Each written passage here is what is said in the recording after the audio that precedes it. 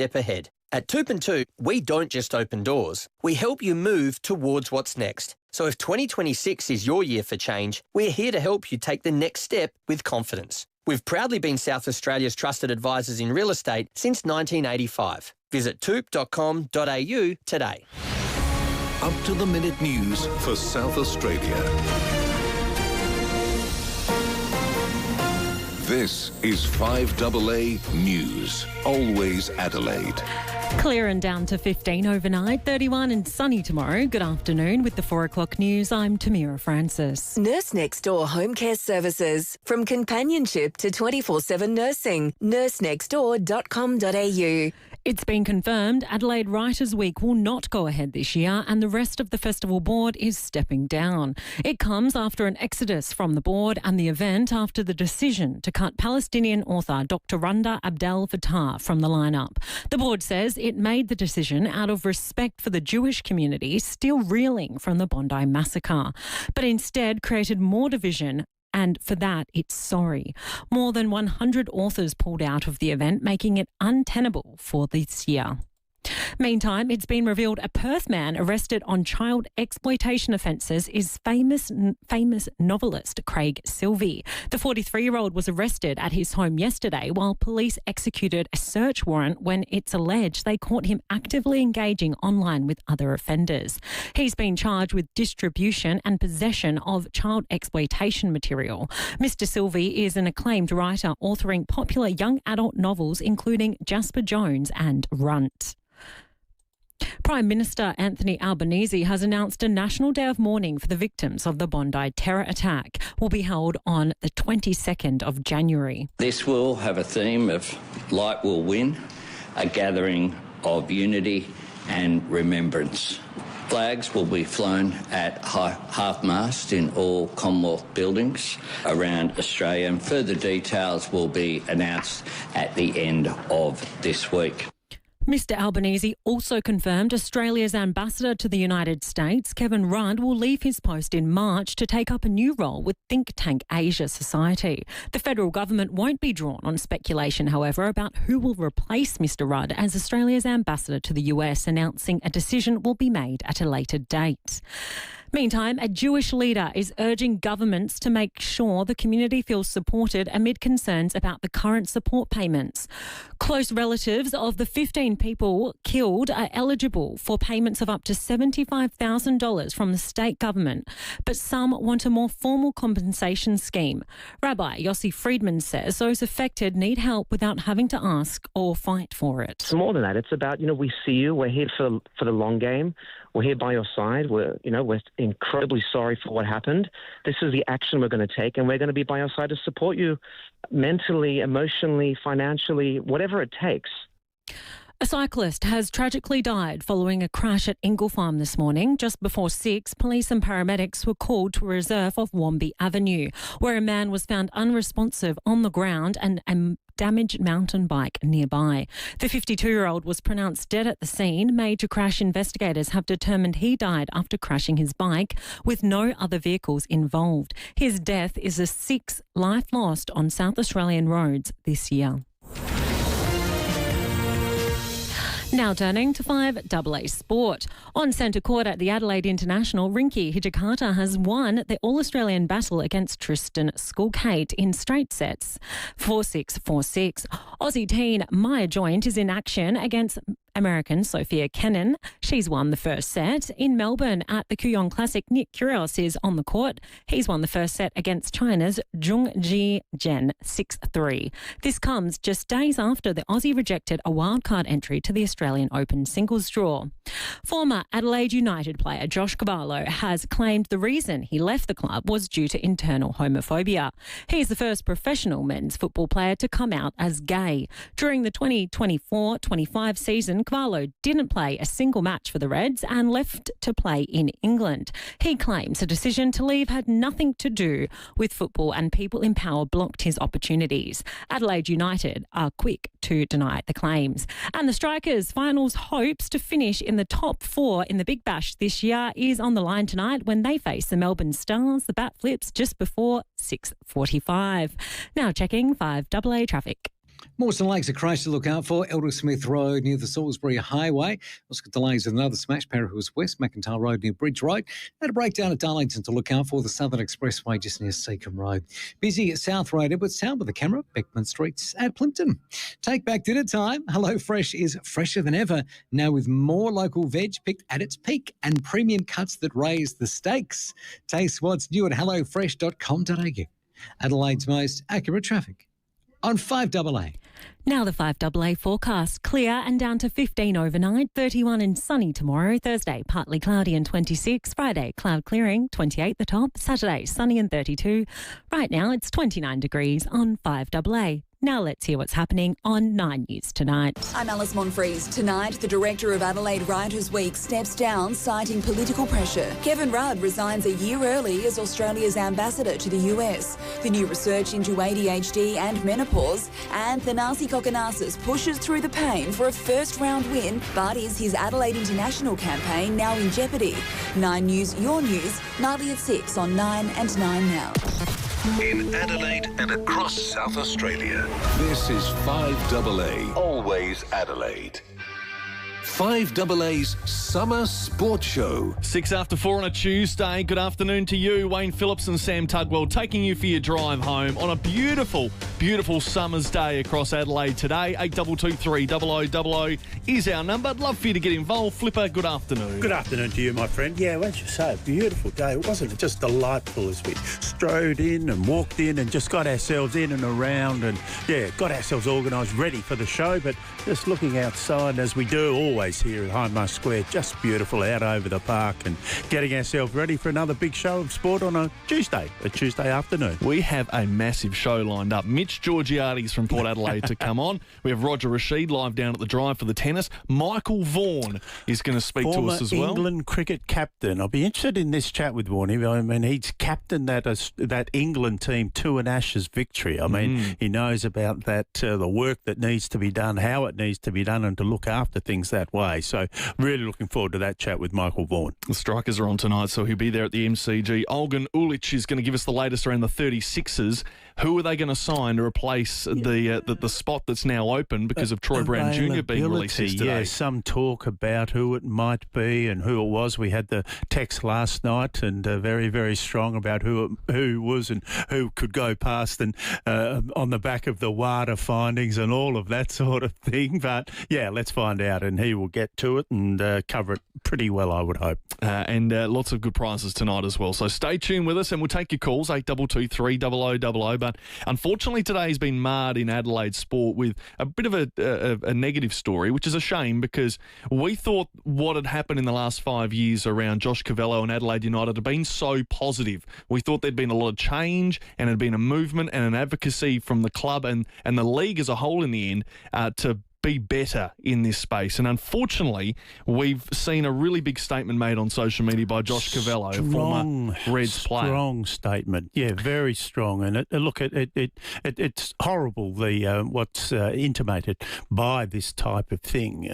What's been said by Josh Cavallo. The club have been very firm in their response to saying, but just some of the things that have been said. So Josh said in his Instagram post, leaving the club, that's Adelaide United, had nothing to do with football.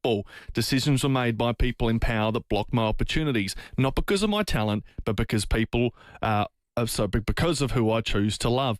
Under the new management, it became clear that I wasn't allowed on the pitch because of politics. It's hard to swallow when I realised my own club was homophobic. I was angry because people thought I was sidelined based on injuries, when in reality, it was internal homophobia that kept me on the bench. And an interesting piece toward the back end where he states, I felt incredibly isolated and wonder if I'd made a mistake of sharing my story. I felt things going backwards, not just on the pitch, but in the one place I thought was a safe space. And after seeing a group chat of teammates mocking a picture of me and my partner only added to this heartache. So that's a really sad story he's painted there about what his experiences are, and you can't tell someone how to feel. If that's his experience, that's his experience. So he's walked away with that. He's now in the UK playing in a 7th division club. Correct. But he's left Adelaide very, very disappointed. And Adelaide United, in their response, as they're entitled to, were very, very firm. The club extremely disappointed by the claims made and categorically rejects the allegations, including any suggestion that Adelaide United is homophobic. All on-field decisions relating to team selection are made solely on footballing grounds, and they don't have other parts in that statement, but that just making it very, very clear as to their stance and in response to what that statement from Josh Cavallo. And as we know, he didn't play a single game in his last season here, and then getting a transfer across. And ironically, this weekend, and the timing of it is just uncanny. It might have been timed, who knows? But it's Pride Cup round this week against Melbourne Victory. And this is a game that was designed on the back of what Josh Cavallo had done when coming out as the first known gay football player in the world. Adelaide United took the opportunity to try and celebrate as best they possibly could across both their male and female teams to really enhance the good things that can come from being brave enough to come out in this day and age. Yes, and so as you're allowed to, as you're encouraged to, and there's no need to be secretive any longer. Yeah, there's a lot of it there, and people see it and understand it and should be supportive of same, embrace same. So let's speak to someone in the know, former Adelaide United player himself, so a past player, and also a reporter now at 7 News here in Adelaide. Robbie Cornthwaite joins us. Robbie, thanks for your time. Did this news come as a surprise to you? Yeah, it certainly did. Obviously, when I woke up this morning, it was one of the first things that popped up on my feed. And, yeah, I was certainly taken aback by it and obviously got straight on the front foot and reached out to the club and past players just to see what they knew about it. I think the most sort of distressing part of what Josh has had to say is probably the last bit where he sort of talks about the fact that he's now questioning and maybe regretting the fact that he came out because he's taken the game and he's taken, this space forward in such a way that, he's well known all around the world now for being an advocate, and he's interviewed on some of the biggest, television networks and social media podcasts in the world, and everything he's done from my point of view has been, nothing but positive in this space. And the fact that he does feel like that is obviously hugely disappointing. So some of the people that you've made contact with, Robbie, have they been of a similar situation as you? Just can't understand, can't work out what it is, where it's come from? Yeah, most definitely. I mean, and we must say that obviously these allegations are yet to be proven. The club was, very strong in their defence of their culture and, the fact that they're having their fourth Pride Cup game this weekend. It does show that they do a lot of positive stuff in this space. We just had former Reds legend Travis Dodd on Channel 7 at 4 p.m. He'll be on again at 6 talking about this. He was an assistant coach while he was there, and, he basically said that Josh's sexuality never came into any of the discussions around team selection that he was ever a part of or that he witnessed. And also spoken to the PFA today, and they've put out a statement to Channel 7. And they said in the past when they had spoken to Josh about some of his grievances at the club, this was an issue that he hadn't raised in the past. So obviously Josh's, if this is the way that Josh feels, then there'll be an investigation and hopefully get to the bottom of things where all parties concerned can be satisfied. And for everything that Adelaide United have done to promote and advocate for this community of people, could this be an unfair statement from Josh?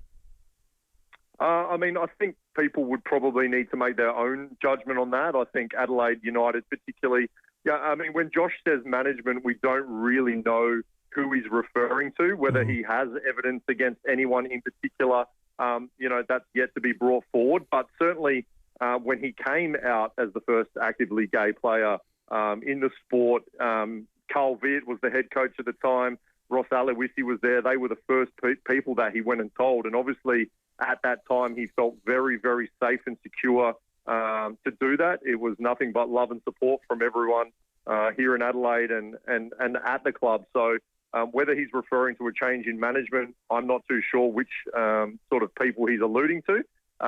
But as I say, it as a whole, it doesn't reflect very well on the club. No, it doesn't. And they've been very strong, as you would expect they would be, Robbie. And, just interesting, the timing thereof. I just is there something that has triggered this? I mean, look, he's disappointed. We know that and shifted away from the club. But there was never any mention of this type of thing. I wonder if there's something that has triggered this reaction there from Josh. Yeah, I mean, we can only speculate, can't we? But, you know, as I said, the Pride game this week, whether that, you know, encouraged him to come forward at this time, I'm not too sure. As I say, it would only be speculation. But obviously the club is now probably in a difficult position going into that game with so many eyes and attention on this topic. And just a quick one before you go, Robbie, because you're a past player of the club and you love the sport so much and so connected to it. Do you think football as a code here in this country can do more to continue to support gay football in that community? Oh, absolutely. 100%. I think all sports in this space, particularly in male-dominated sports, there's still such a long way to go. And as I said at the start, you know, Josh has done amazing work in this space. He speaks all over the globe.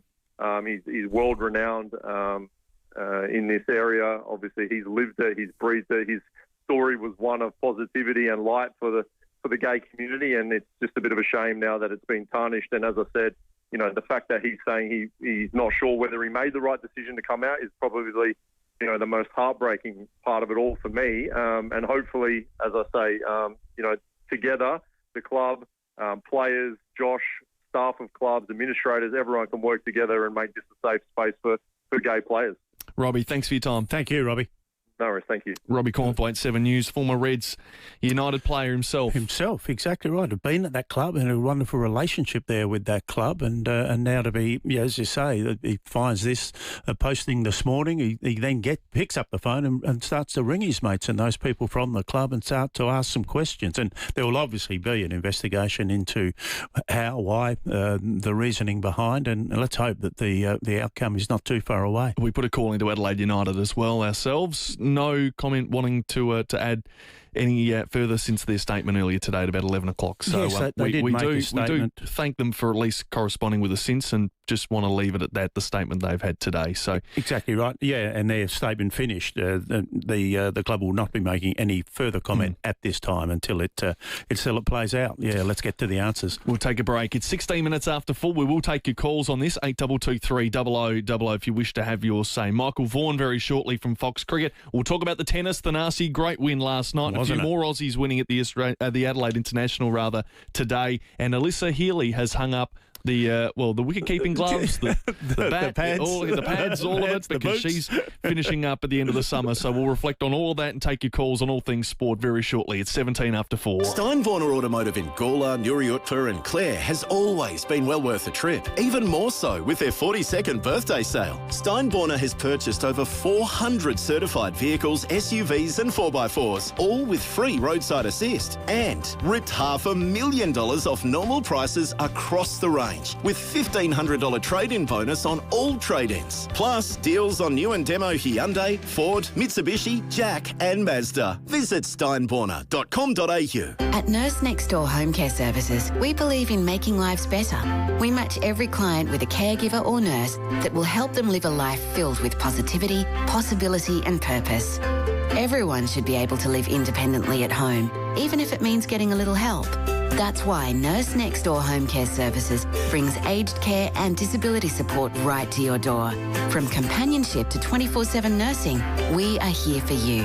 Visit nursenextdoor.com.au for more information. It's hard to trust someone with your property when they've never even set foot in it. Keep your property clean, safe and running smoothly with a local. Servicing SA Cleaning and Facility Solutions are a homegrown South Aussie business across a full range of facility services, from cleaning to maintenance, from pest control to security. Servicing SA has your commercial, retail or community facility covered. Affordable, reliable and 100% local. That's Servicing SA. Find out more at servicingsa.com.au. When you've been around for over a century, you know a thing or two. And South Australian Business Chamber and Ray White have almost 300 years between them. So when an alliance is formed between South Australian Business Chamber and Ray White Business Sales SA, all that experience flows to you. This ensures you're in top shape, whether you're buying, selling or somewhere in between. Touch base with the experts. Search Ray White Business Sales SA. Proudly partnered with South Australian Business Chamber. You've selected your block up on the river.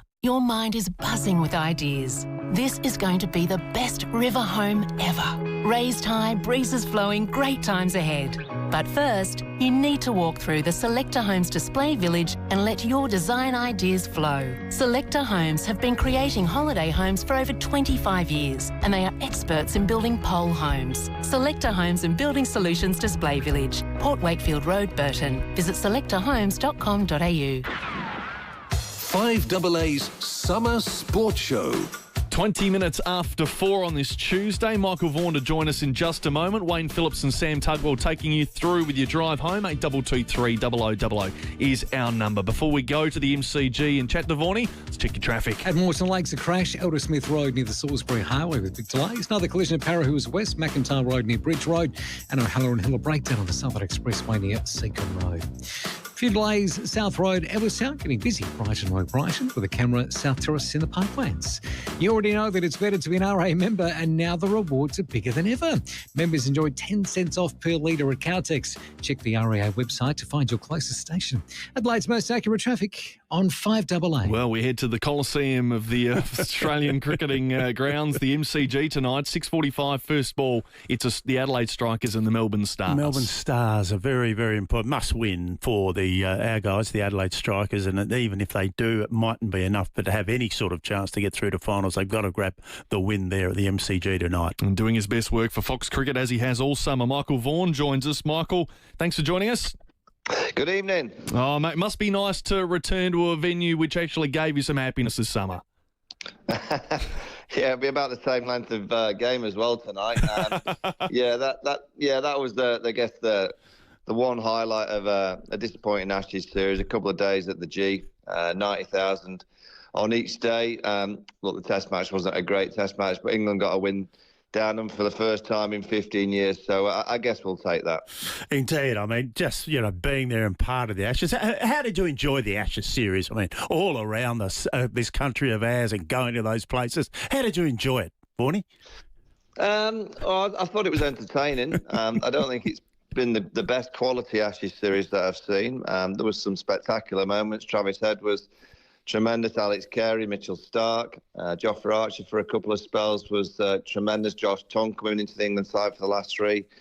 He grew in stature, and obviously Jacob Bethel down the back end with that 100 at the SCG. But the England side made too many mistakes. They didn't prepare properly, didn't look after the one percenters, and they were found wanting. And obviously with the story that broke on the final evening in what happened in New Zealand with Harry Brook, this loose nature of a culture that's been created about English cricket, it's not been working. So some big questions to answer for the management back home in the UK. Well, while we're on the Ashes, can I ask you just a general one around what if you were Rob Key right now, you were running English cricket, what would you be trying to do to help England moving forward? Oh, I think, for 18 months, Ben Stokes said in his post presser at Sydney that for 18 months they played a style of cricket that shocked quite a few teams, and the last 18 months the better teams have found a way to play against England. And in this term that Rob Key's had, we haven't won a 5-match series. Our white ball team has gone backwards, and there's some big questions that he has to answer in terms of the way that the team prepared. Baz McCullum, is he the right coach to take this England team forward? If he is, he's got to change. He can't just play the style that hasn't been successful. And obviously some of the players have got to look themselves in the mirror of why they underperformed under the scrutiny of the pressure of an Ashes series. So there's loads of questions. I don't think there'll be any quick decisions made anytime soon. But the Harry Brook story in New Zealand was remarkable. To think that they brushed that under the carpet. Yes. And then it came out at the end of the tour on the back of Noosa. That's a really, really bad look for the England management. Oh, very much so. And that leadership, it's just so critical. But, those leaders have to be responsible for the standards that they set. You can't be having this type of thing and then try and, as you say, sweep it under the carpet.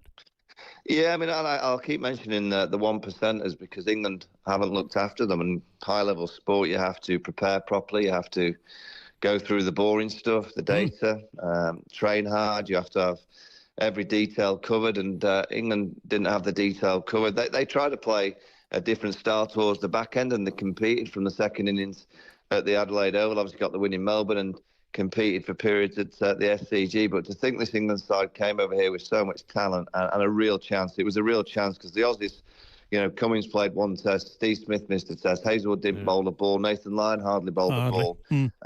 Many of the top order from Australia averaged around 20. The Aussies were there for the taking, and the England side didn't give themselves the best chance, and they're going to rue that opportunity for a long period of time. No doubt about that. But now they start to investigate. What is there that we don't know? What might then eventuate? What the exploration might be? What do you think? Is there going to be some more that we find out about on the tour?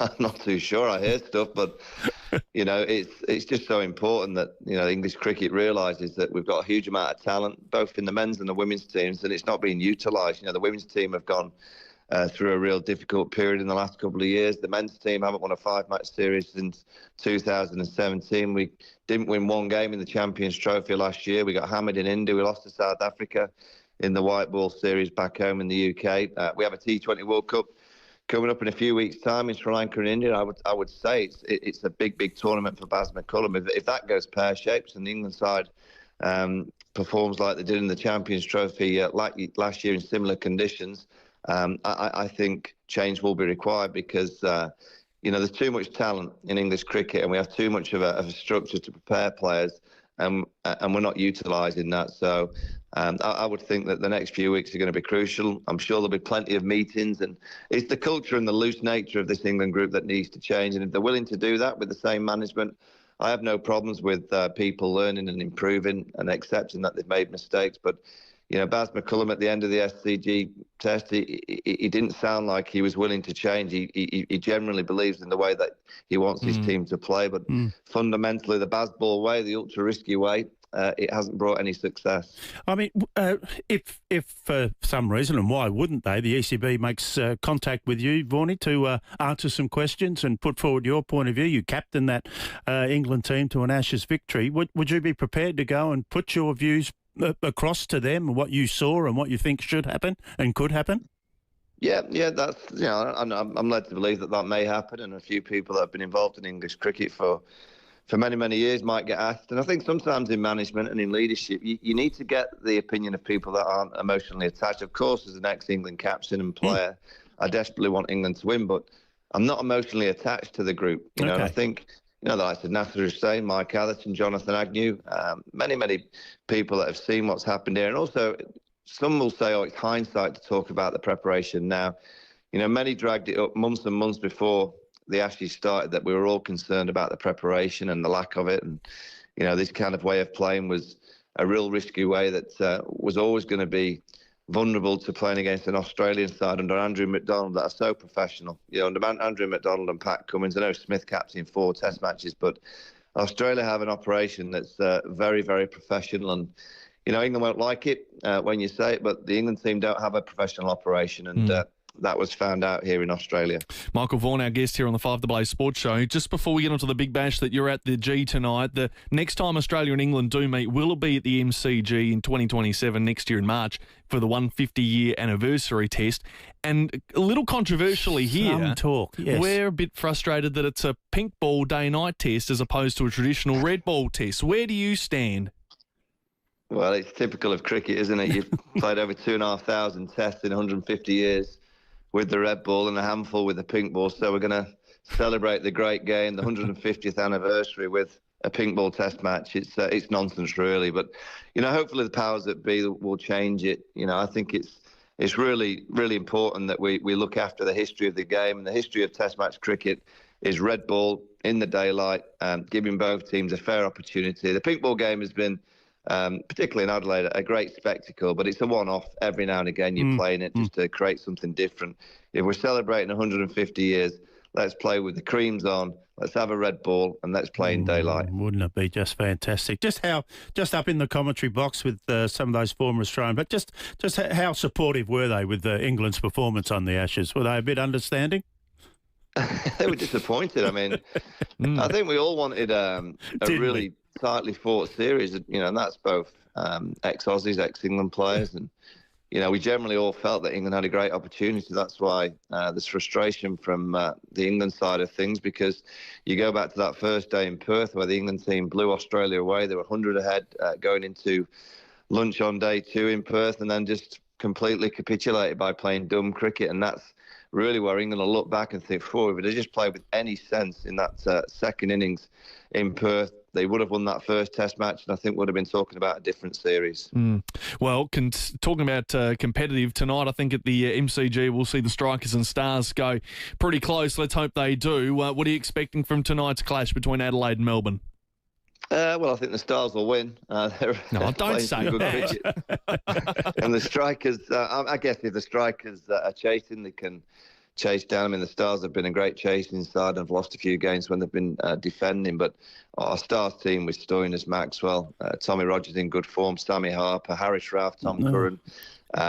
They're a good team playing good cricket. The Strikers, I thought they got the team wrong just a couple of nights ago. I couldn't believe that Shamsi didn't play on that used pitch at the Adelaide Oval, and they were beaten by a powerhouse of a batting unit in the Perth Scorchers. But it's a must-win. They win tonight, you never know. They'll have to have a bit of fortune with other results, but it's always a great spectacle, a big bash game at the MCG. So let's hope the Strikers put in a performance. Yeah, let's hope so. Well, Luke Wood, the Englishman, has been taken out of the Strikers squad for this one, and he won't play after getting smacked about Adelaide Oval. Shamsi does come back, so that changes the lineup a bit. Michael Vaughan, thanks so much. We'll see you on Fox Cricket tonight.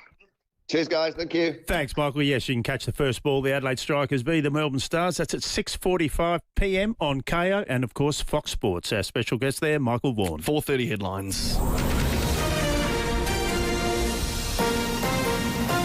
This is 5AA News. Always Adelaide. Good afternoon. Tamira Francis with the 4:30 News headlines. Arts Minister Andrew Michaels gives an update on the Adelaide Festival after the cancellation of Writers' Week. Critically acclaimed young adult author Craig Silvey has appeared in court charged with distributing child exploitation materials. Kevin Rudd steps down from his role as Australia's ambassador to the US a year ahead of schedule. And in sport, Australian women's cricket captain Alyssa Healy announces her retirement from all forms of cricket after next month's home multi-format series against India. Now checking 5AA traffic.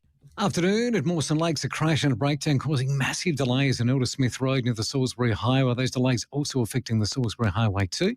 Parahurst West, a crash, McIntyre Road near Bridge Road, and Kensington Parkerburst Watermain, Kensington Road near Dudley Road. Camera today, Anzac Highway, Ashford. 40 million reasons to play Keno Go. With a $40 million jackpot every 3 minutes, download the Keno Go app and take your shot at life-changing winnings today. Adelaide's most accurate traffic on 5AA. Now the 5AA forecast. Clear and down to 15 overnight, sunny and a top of 31 tomorrow. Right now it's 29 degrees. We'll have more news for you at 5 on 5AA. Always Adelaide. Kangaroo Island. It's best enjoyed exploring stunning beaches, secluded and at one with nature, reconnecting and spending quality time together. Fall in love with the great outdoors, unpretentious, unexpected, untamed. Experience Kangaroo Island unfiltered. Book your self-drive getaway now at sealink.com.au. We all love a hidden gem, and Thornclark Wines is waiting to be discovered. Located in the Barossa Valley, this family-owned boutique winery offers tranquility, beauty and your new favourite bottle of wine. With sprawling gardens and panoramic views, you'll be asking yourself, why haven't I been here before? Enjoy a wine tasting customised to you, share a platter of local Barossa produce and finish your day at the golf driving range. Thornclark Wines Cellar Door, open 10 a.m. to 5 p.m, Friday to Sunday. Tiles and grout, they're an open invitation for mould. You can scrub and seal it, but it'll be back. Installing Mr. Wet Wall is a smarter option, and you can lay it over existing tiles. Mr. Wet Wall beats the look and maintenance of tiles hands down. No grout, no mould, and completely waterproof. Mr. Wet Wall takes half the time to install. It means your costs are kept down. So why wouldn't you, Mr. Wet Wall?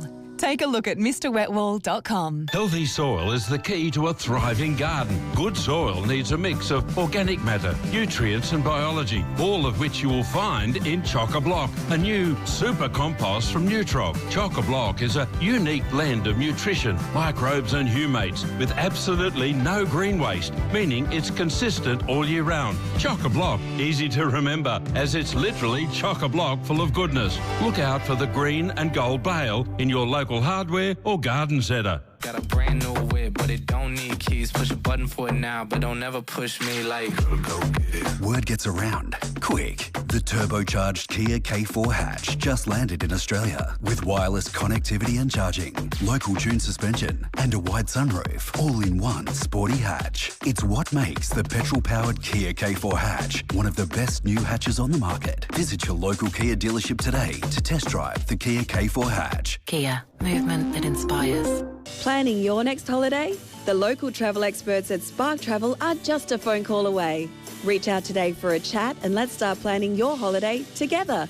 Spark Travel, where the journey begins with a conversation. sparktravel.com.au. Aussie kids are active kids, creative kids, sporty kids. Are you a Weet-Bix kid?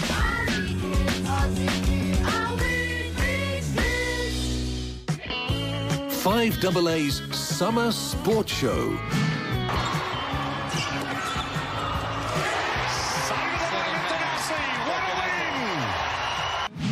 That's the Nasi Kokonakis winning on Channel 9 last night, and a brilliant third set tie-break. He got it done coming back. Just amazing. He had some treatment on that shoulder, though. That's the concern, isn't it? I mean, for him to get through that first round, he's won the tournament previously. I mean, he loves it down there. We love him down there at the drive, but I'm just concerned about that shoulder. What's it been? 350 days since he played. That's right. He gets back there and gets it done. He fought so hard, so well done to you, mate, and let's hope you can keep it going. Well, let's see if he does want to play through. Here he is last night in the post-match. Yeah, I mean, it's something that I've been dealing with, feels like my whole career. I've worked so hard to even give myself a chance to get back on this court. But yeah, second set, I hit a serve and didn't feel great. I was talking to my team every 2 minutes whether I should stop. I felt like even if I win, at what cost? But I don't know, I always try and win, and especially here in Adelaide, I don't know if I can go any further, but I love it here, so I'm trying my best. So he's scheduled to play tomorrow. Yes. No guarantees, obviously. If he does withdraw, he's looking towards the doubles in the Australian Open, of course, as much as anything else. As deep as he can there. But just to hear that crowd support, you know, when he said that, I love it here, I love being on this court, and you just hear the people cheering, and that's genuine, isn't it? It's fantastic, the way he goes about it. But, gee, if that shoulder, it's caused him so much grief. Who's he tied in with for the doubles? Nick Kyrgios again? I mean, for the doubles, yes. Yeah, doubles he is. So, I mean, they put on a spectacular show, don't they, if they can, the Special K.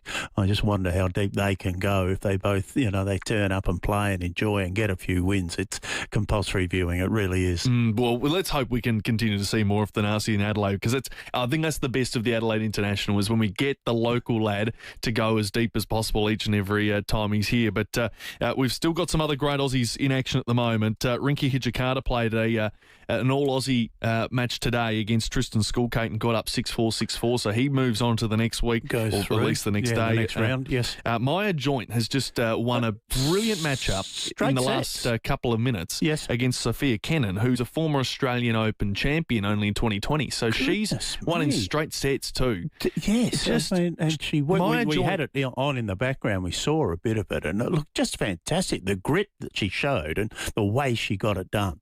She's only 19. Is that right? She's only 19. Oh, she's she's a rising Australian star. Correct. So you'll see her next week. Keep that name in mind. Maya Joint. Next M-A-Y-A. week. Next week in the Australian Open, she will be very much in the mix. She's got quite an impressive top ranking at wherever it is, and she's around the place for a 19-year-old. I wasn't aware of that. So just a terrific win there down there at the drive. Just in the last half an hour or so. And Daria Katsakina last night won very well. John Duckworth lost, so he's out of the Adelaide International. Kim Birrell's won in straight sets. She goes through. So a few results there. Round of 16 tomorrow. So that's slowly building, only day 2. We'll catch up with Roger Rashid at 5:30 tonight to get the full wrap on the tennis at the moment. He's down there at the moment, so he'll be across all of what we've just mentioned there, but he'll have a bit more depth into what the conversation is, what the expectations are, and so he'll catch up with us a little bit later in the show. 8223 0000 is our number. If you want to get involved in the show, love to get your calls on the air and talk about all things cricket. You might want to talk about Alyssa Healy because she has announced her retirement today. Let's have a listen to Alyssa. Been doing this for a really long time and competed at the highest level. It wasn't a sad thing. I've always enjoyed the perspective of there's so much more to life than just cricket, and really blessed with that perspective throughout my life. And when it comes to retirement, it's quite daunting for a lot of people, but in standing here right now, I'm really excited for the future. 16-year career. It won't end straight away. She's going to have a bit of a farewell summer, if you like. Yes. So at the end of the multi-format series, which includes a couple of one-days and a test match at the WACA, that test will be her last match. And then she'll do it. cricket. Look at her career, her performances are just outstanding. It's worth doing the research and just looking at the number of runs, the number of dismissals as a keeper, the number of games as a captain, all of those sorts of things. I mean, and the way she goes about it. And didn't she make such a silky smooth transition into the commentary box over the ages? Didn't she just? Yeah, just sitting there and chatting to and listening and having the conversations with. And it'd be quite daunting, you'd have thought, but she seemed to handle that so very well. I've had the opportunity to speak with her and things like that. She's so capable and so competent as to how she does it. She's got that confidence when she plays, and then she brings that with her. That's her as a person, and a magnificent career that it is. And selfless too, because the T20 Women's World Cup comes up in June. She won't play in the 3 T20s against India this summer to make way to blood the next player, whoever that might is. be. So that's great. Even though the last game in Sydney for the summer for the women's schedule is one of the T20s, she won't partake in that, so she won't get at any point a hometown farewell game at any point. Yes, yeah. Which is, you can imagine she might have wanted to do that, she but has chosen not to. Been entitled to it, and we see players that do that, but no, she's fine. What her focus is on is making sure that the best opportunity presents itself to that player who will take over the role that she's had for such a long period of time. Very good indeed. So I'd love to see that, and just on the back of the last couple of stories we've talked about, and especially with Alyssa Healy, her uncle Ian Healy, and she's even married into Mitchell Stark as well. So that's a pretty talented family. Correct. You were talking in the sport room about Sebastian Corder's got himself a very, very talented family as well, sporting wise. Dad, of course, who played at the top level with the tennis and winning Open championships, but his 2 sisters, Jess and Nellie, who are both world class on the golfing tour, the professional golfing tour, US players, and just magnificent players that they are, but brilliant. Yeah, so the Corder family, the one that we had last night, we interviewed Peter Dacos, and of course his 2 sons, Nick and Josh, who are both doing so darn well there at Collingwood. Just fantastic. How lucky can some families get to be so blessed with talent? Another of the golfing ones, the Lees, Minjee Lee and Minwoo Lee. Of course. Yeah, going so very, very well. And the one that always sticks out here in, I think, South Australia, the Hayes family. Just incredible. The horse training family. And how Colin passed it down to David, who's now up in Hong Kong for his second stint up there, but he's passed it down to the sons, Ben, Will and JD. So are there any families, sporting families that I've missed that are better than the ones I've just mentioned, who've got great form, great performances, great awards? Yeah, I'd love to hear from you. 8223 0000. Those fantastic sporting families that are out there. That there'll be one tucked away down there at Port Noarlunga that's done something special and always done it so well. But love to hear from you. Those famous sporting families that we know about, that we need to hear about, and come and share it with us, please. All right, 8223 0000. That's the number. Wayne Phillips and Sam Tugwell here for your drive home on this Tuesday afternoon. Lovely weather across Adelaide. It's 17 minutes to 5, and we'll check your roads. Mawson Lakes, a crash and a breakdown causing massive delays in Aldersmith Road near the Salisbury Highway. Para Hills West, crash there too. McIntyre Road near Bridge Road. And O'Halloran Hill, a breakdown on the Southern Expressway near Seacombe Road getting cleared. Camera tonight, Dunrobin Road, Warradale. Audio is more powerful than you think. For advertising with the power to double your campaign effectiveness, start with commercial radio and audio where brands are heard. Visit cra.au. Adelaide's most accurate traffic on 5AA. Hi, Brady Bit here for Mawson Lakes Mazda. Everyone here is back on deck and ready to do deals on a huge range of 2025 plate Mazdas. All models and colours are available and they're ready to roll with immediate delivery. That's 12 months rego free, stamp duty free, plus accessory packs worth $500. Yep, absolutely free. No gimmicks, only the best customer support for you and your shiny new Mazda. Mawson Lakes Mazda, Salisbury Highway, just a short drive from the city. At Town & Country Mattresses and Beds, we custom build comfort. From electric adjustable beds to aged care and NDIS supported options. We've been helping South Aussies sleep better for over 30 years. And because we offer factory direct prices, you'll get more for your money. Plus, we'll beat any written quote. Visit our family-owned team today at 68 Research Road, Paraka. Town & Country Mattresses and Beds. Sleep made personal. Find your better night's sleep at Town & Country Mattresses and Beds. Parties, weddings, big events. What do they all have in common? Pals. You know your pals want to have a good time, but what will everyone want to drink? That's when you need to speak to Parafield Airport Liquor Store. Pals will make sure you've got the right type of drinks, the right amount, and best of all, we'll make sure you've got the best labels that will keep everyone talking about your event. Parafield Airport Liquor Store. Pals. Next to Roulette's Tavern, Kings Road, Parafield. Tyre Power's hot summer sale gives you the power to save on a sizzling range of Kumho tyres. Start the new year with a new set of Kumho tyres. Buy 3 and get 1 free. The heat is on. Buy 3 and get 1 free on selected Kumho tyres. Plus many more hot summer sale offers store-wide at Tyre Power. Have a safe new year with a new set of tyres from Tyre Power. Our hot summer sale is on now. Visit tyrepower.com.au or call 1321 91 for your local independent owner. Make Easter a wonderful experience on an exciting Holiday Wonders 4 Trains package holiday. Our train adventure takes you to Australia's great destinations, beginning with the Indian Pacific train to Sydney and trains to Canberra, Melbourne and home on the overland. Enjoy quality accommodation, guided touring and the iconic Q train, which includes a 5-course gourmet lunch. Our Easter adventure departs March 30, 2026. Book before 19 December to secure gold class travel on the Indian Pacific. Visit holidaywonders.com.au. Here at 5AA, we're all about supporting local. Here's who you can support around Adelaide. Head to the Excelsior Hotel where kids eat free every weekend. The Excelsior Hotel, 110 Coglan Street, Brompton. Feels like coming home, but better. Love Soul Deep performs Aretha Franklin's hits live, followed by the film Respect at Capri Theatre, Feb 1. Book your tickets now at capri.org.au. 5AA, supporting local business. 5AA's Summer Sports Show.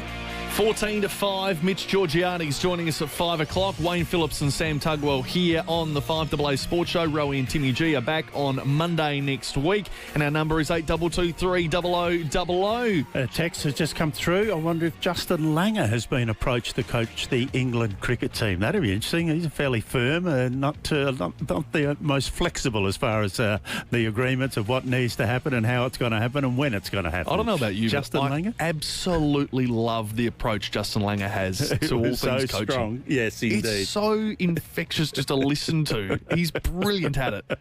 He delivers it with great energy and passion and relentless. Like, he will not let you off the hook. Yeah, just until you give get us a break, please. Yeah. Give so us a good. break, the poor players. All right, to your calls, we were talking about great sporting families. Let's go to Michael at McGill. Yeah, hi, fellas. Flipper and Duggar. A couple of names that come up. Robrins, Eberts, Yes. Cornses. Ooh, I think the one that caps them all is the Chappells and Victor Richardson. Oh, very good. Well done. Yes, yeah, what a story. Vic Richardson, what a player. And then to pass it down to his grandsons, Greg, Ian and Trevor, all of them to represent Australia. Brilliant. Well done, Michael. Very good. Yeah, was there one? Did you get to watch them play at all, Michael?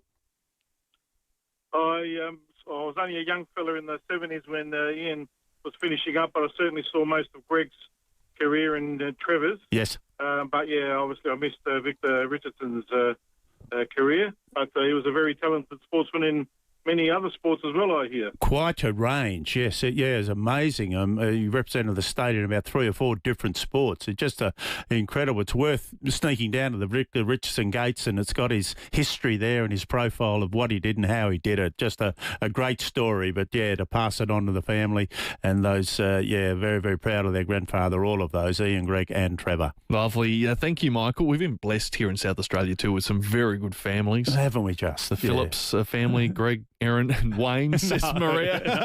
not quite connected, but you'll claim it. Ablett's is, I think, the one for Anthony at Plimpton Park. Hi, Anthony. Hello, Sam. How are you? Very good. That's good. Yes, it is. In my opinion, the greatest father-son combination ever. Gary Senior, Gary Junior. And what a great combination, father-son, just in the same football club too. Yes, indeed, at Geelong. Yes, incredible. There was another brother too, was it not, Anthony? Nathan. There was Nathan Ablett. Yes. He didn't play as much as Gary. And probably I don't know why he retired. Probably not the same level of talent. I don't think there was a mercurial nature about the Garys, but Nathan didn't quite have that string of DNA. And he got, I know he got suspended for a game. The coach came down and saw him, and he reported him back to the club, and they left him out. And the report was that I came down into the rooms, and there he was sitting there eating an apple. I mean, you're kidding me. I wanted you to be out there. And Nathan responded, so, well, that is wrong. I was eating a banana. What? I wasn't eating an apple at all. I was eating a banana. So you can't suspend me for something I didn't do. So it's gone over my head. Craig from Brighton, save me. How you going, boys? Good, thanks, bud. So something a little bit more contemporary is the Fox family. Oh, yeah. No, Jessica and Naomi, the dual gold medalists, or Jessica multiple gold medalist, but the old man was a 5-time world champion. The old lady also won a bronze medal. So yeah, very good. That's pretty hard to beat, isn't it? There's gold and silver and world champion galore in there. That'd be the hardest achievement of the lot, is to have a family full of medalists in the Olympics. Oh, gee. Great call, Craig. Well done, Craig. Fantastic. Brilliant. Well done to you. Thank you. The Fox family. Yeah, that could. You're right on your way to getting a $50 Powers voucher there, Craig. In fact, we might even award one in a moment. That is fantastic. Thank you for that suggestion. 8223 0000. Reg from Happy Valley on the text says the Danahers were pretty handy. That's a good one. Yeah, very good. Indeed. 4 brothers, in fact. Played so well. I can think of distinction. One. The Marshes in the cricket. Of course, yeah. A lot of those. Jeff, Sean and Mitchell. Yeah. Yeah, Jeff, Sean and Mitchell, no relation to Rod. It's amazing. Yeah, of course. Yeah, that's right. One. Rob was fantastic too.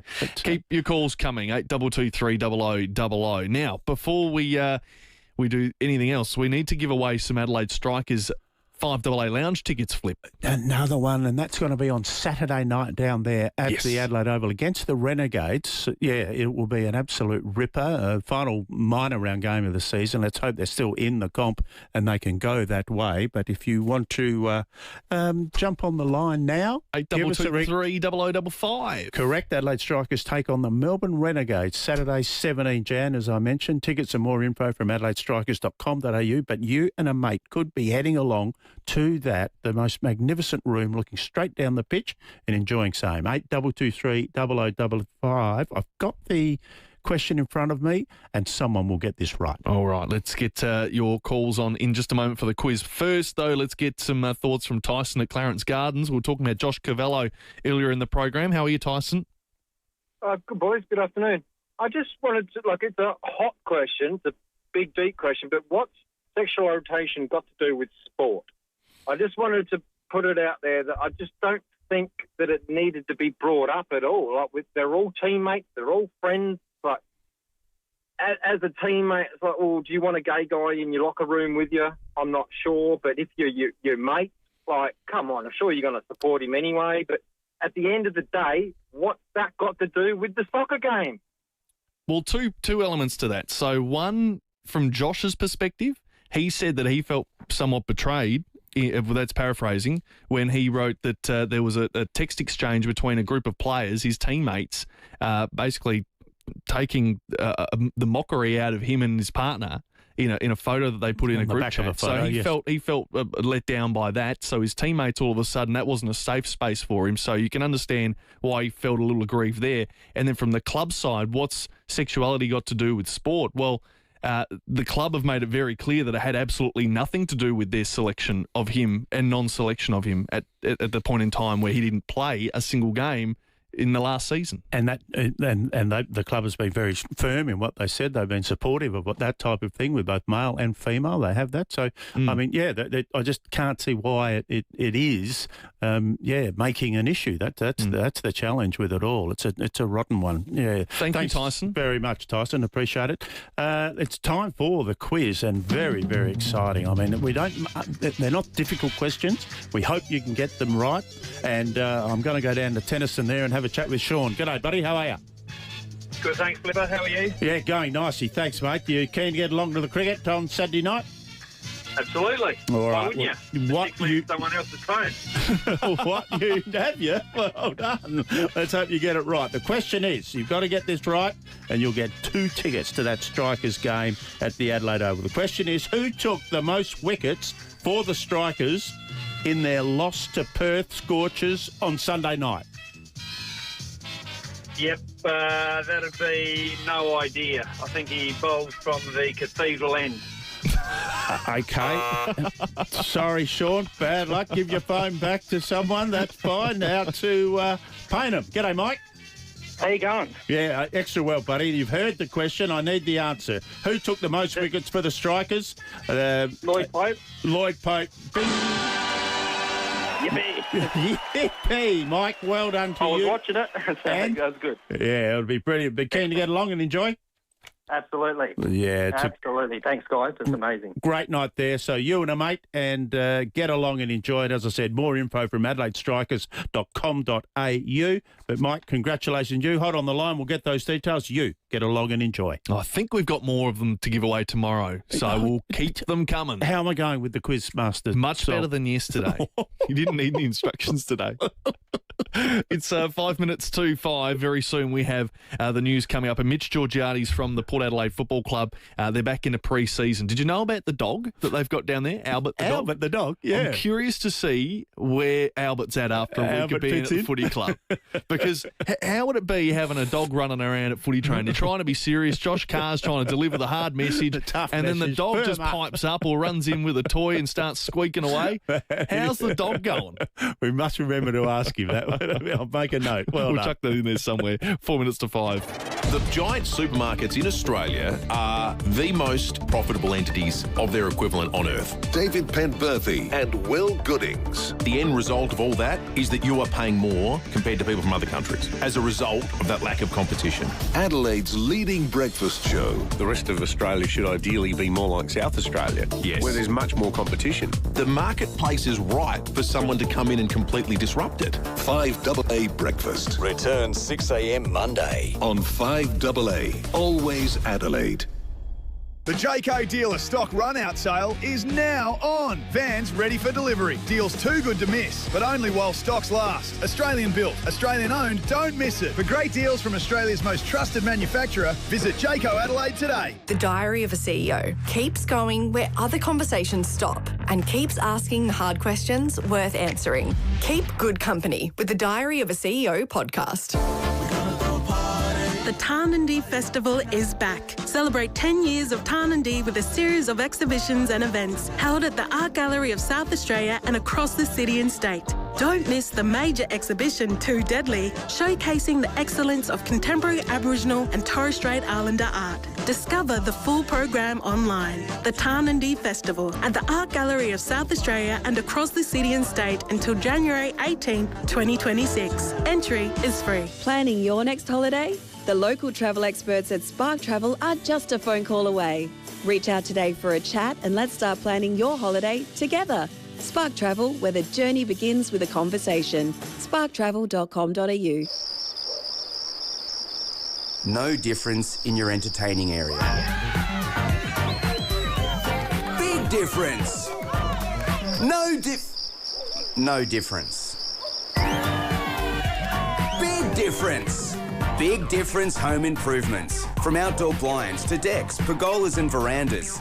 Don't just make a difference, make a big difference. BigDifference.com.au.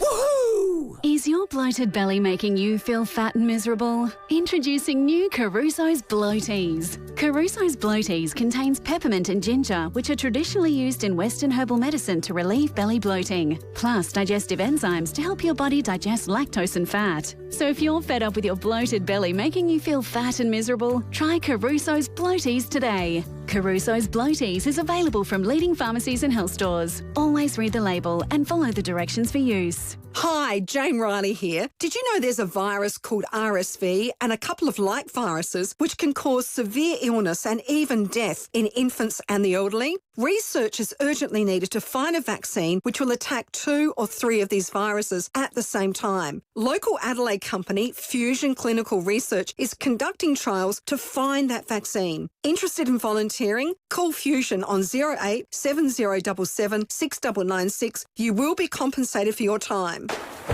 Summer's here. Time to get your new Walco pool blanket. Made from quality materials, a Walco pool blanket will keep your pool clean, warm and reduce evaporation. Uncover the savings now. Visit walco.com.au. Attracted to a career in marketing or advertising or starting your own business? Fast track it now. Sign up to the Advertising Industry Careers Fast Lane course. Digital marketing, data, AI and sales skills all online and fully supported. With a career service team who help you prepare for work. Don't go to uni if you're not sure. Fastlane can be done in 4 months. Head to our site to get a full course overview. Search AIC Fastlane. That's AIC Fastlane. The very latest news and information. This is 5AA News. Always Adelaide. Clear and down to 15 overnight, 31 and sunny tomorrow. Good evening. With the 5 o'clock news, I'm Tamira Francis. Nurse Next Door Home Care Services. Stay in your own home on your terms. nursenextdoor.com.au. A cyclist has tragically become the 6th life lost on South Australian roads this year. The 52-year-old was pronounced dead at the scene in Inglefilm this morning after emergency services arrived to the man unresponsive on the ground with a damaged mountain bike at a reserve off Wanby Ave. Writers' Week has been cancelled after intense backlash against the Adelaide Festival Board's decision to remove Australian-Palestinian author Dr. Runda Abdel Fattah. The board has apologised for creating more division after taking action out of respect for a community experiencing the pain on January 8 following the Bondi terror attack. Arts Minister Andrea Michaels says South Australia will bounce back as the festival state. Oh, look, reputationally, it's obviously an issue for us, but, we are the festival state and we will bounce back from this. Meantime, children's author Craig Silvey has fronted court on child exploitation charges. Police executed a search warrant of the 43-year-old's Perth property yesterday. It's alleged he was actively engaging with other offenders online. He was arrested and fronted court today on the charges of distributing and possessing child exploitation material. Mr. Silvey is best known for his young adult novels, which include Jasper Jones and Runt, which have been part of school curriculums. A prominent neo-Nazi organisation says it will disband as a result of the government's proposed hate speech reforms. Chris McCarthy reports. Labor's proposed laws would make it easier to designate hate groups and introduce stronger penalties, including jail time for anyone found to be a member of such a group. A statement from the National Socialist Network signed by high-profile members, including leader Thomas Sewell, says there'll be no way to avoid the organisation being banned if the legislation is passed. It explains the group will disband this Sunday before Parliament resumes to avoid former members being arrested and charged. The organisation says it will also spell the end of its co-projects, including White Australia, the European Australian Movement and the White Australia Party. A new poll shows young Australians are strongly opposed to companies allowing staff to swap the Australia Day public holiday. The Institute of Public Affairs survey found half of all respondents reject changing the January 26 holiday, despite many major employers offering the option. IPA Director Daniel Wild says Australians are over the annual divisive debate. They believe that the day is settled, that the 26th of January is Australia Day, and also Australians want to see our institutions support our day. I mean, you'll remember Woolworths back in 2024 said, we're not stocking Australia Day themed items. I mean, they, of course, backed down from that. So I think the public's just over it and they just want Australians to get on with it. A national day of mourning for the victims of the Bondi terror attack will be held on the 22nd of January. The decision has been made in consultation with leaders of the Jewish community. The US president has announced a new tariff on any nation trading with Iran. As part of the response to the deadly crackdown on anti-regime protesters, no further detail has been provided about the 25% import tax, but will likely affect the cost of goods from China into the US. Human rights groups say more than 600 people have been killed since the anti-government demonstrations began. Australia's Foreign Minister Penny Wong is warning the Iranian government the eyes of the world are watching the regime's response. Australia stands with the brave people of Iran in their struggle against an oppressive regime, and what we have seen over recent days and weeks is an oppressive regime becoming ever more violent and ever more brutal against its own people. While Prime Minister Anthony Albanese says a decision on who will replace Kevin Rudd as US Ambassador will be made at a later date. The former Prime Minister will finish in the role at the end of March to take up a position at think tank the Asia Society. Now turning to 5AA Sport. Australian women's cricket captain Alyssa Healy has announced she'll retire from all forms of cricket after next month's home multi-format series against India. Meanwhile, Alex Carey is using Matthew Wade as inspiration to get back into Australia's men's T20 side. The Test keeper has been left out of next month's World Cup squad, but says Wade showed in 2021 that it's never too late. You never say never, and I'll continue to hopefully improve in all formats. If the opportunity comes up, would love to take that. In tennis, on centre court at the Adelaide International, Rinky Hijikata has won the All-Australian battle against Tristan Skulkate in straight sets.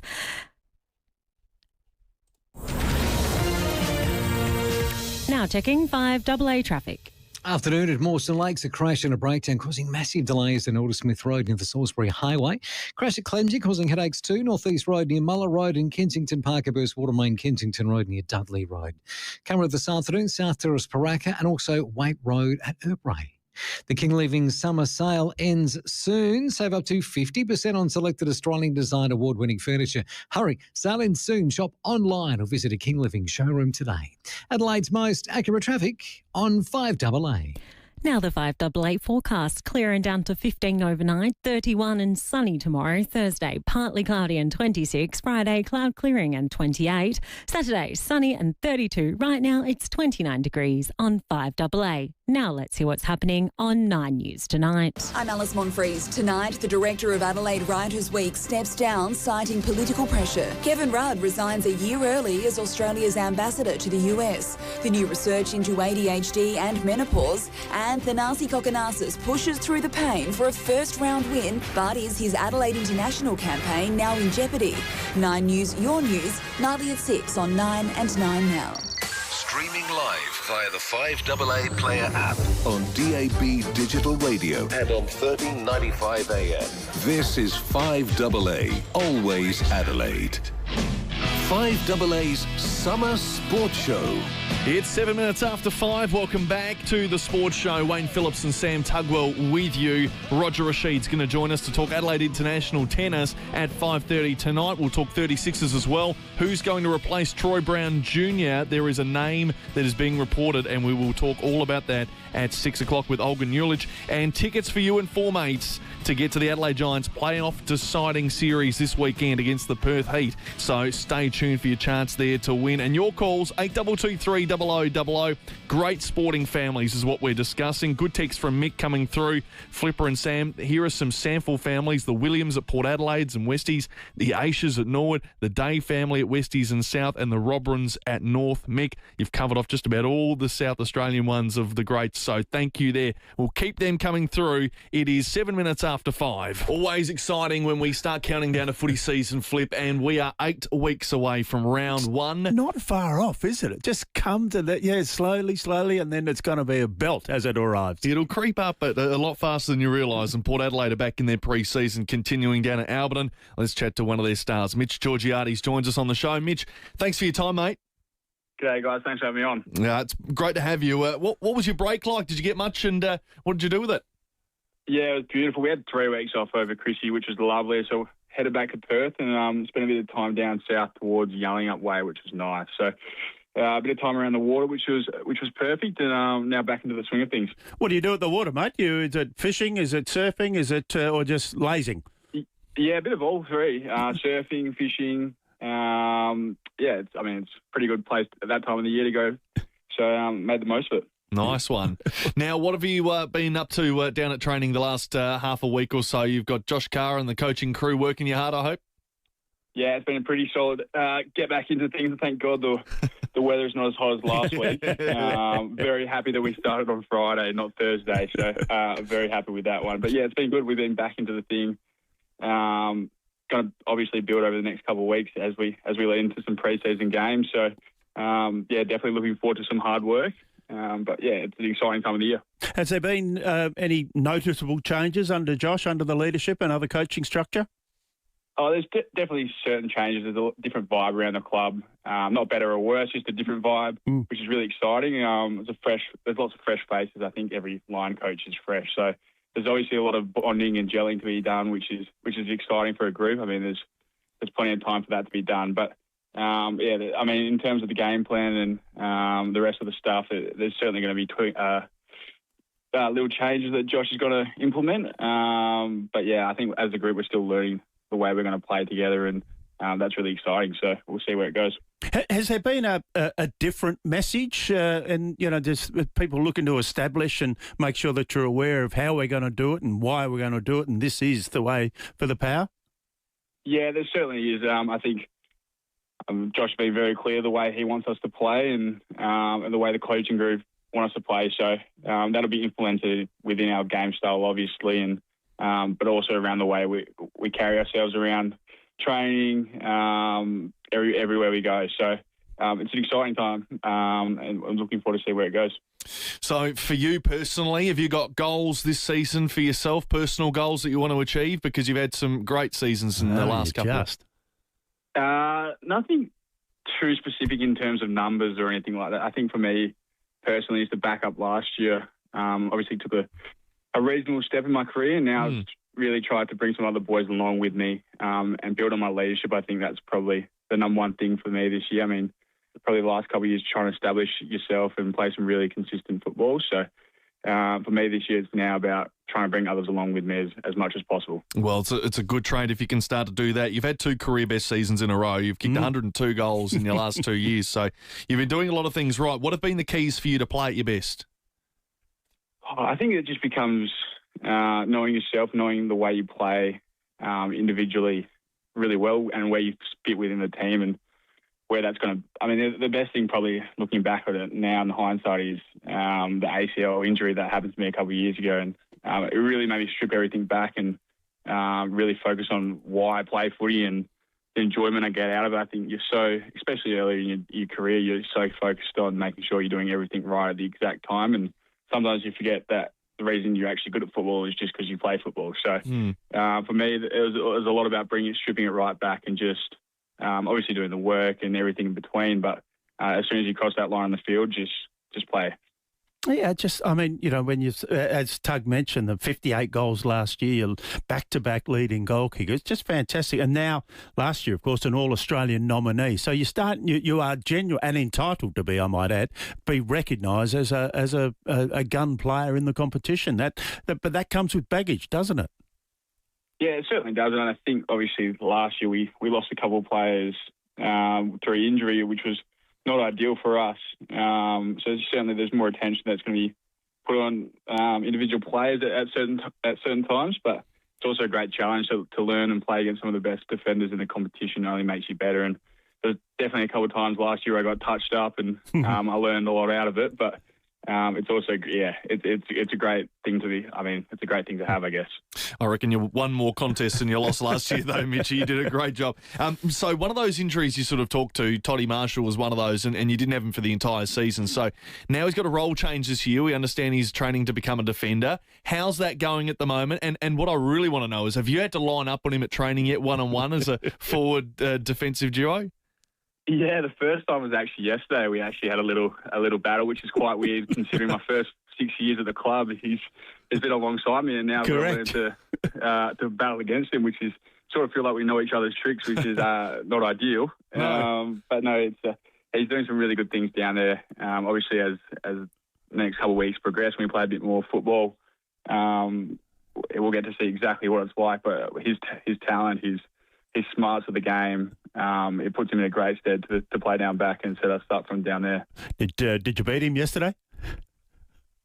We'll say yeah. Yeah, good. Yeah. You should. He's a new defender. He hasn't done it yet. Exactly. I'll give him the benefit of the doubt. He's learning. What happens, mate, Mitch? Have you got a favourite leading forward, small player that delivers the ball how you want, that you're talking to regularly and making sure you get it out there for those hands to grab? Yeah, I like. I mean, it's pretty hard to complain with any of our mids. Zach, Connor, Jason. I like when Jason kicks out. I feel like you know exactly where he's going to kick it. He's just got a nice little touch. Sometimes I don't know where Zach's kicking half the time, and that's probably what makes him such a good player. Correct. What about Horn Francis? Sometimes he likes to steal your goal square and he wants to head up full forward. You know, does he want to do more of that? Is that a coaching thing or is that a him thing? I think it's a bit of both. Obviously, he's extremely talented, and his one-on-one work is probably up there with some of the best in our team and in the competition. So running probably is not his favourite thing in a game. So if he gets a bit of time to spend down in the goal square, I'm more than happy to do that. And he's pretty handy at it as well. Hey, just when you play against the Western Bulldogs or Footscray, Dad having played with them, how is that? There's a little bit of baggage there. And what's Dad yelling out in the from down upstairs in the grandstand?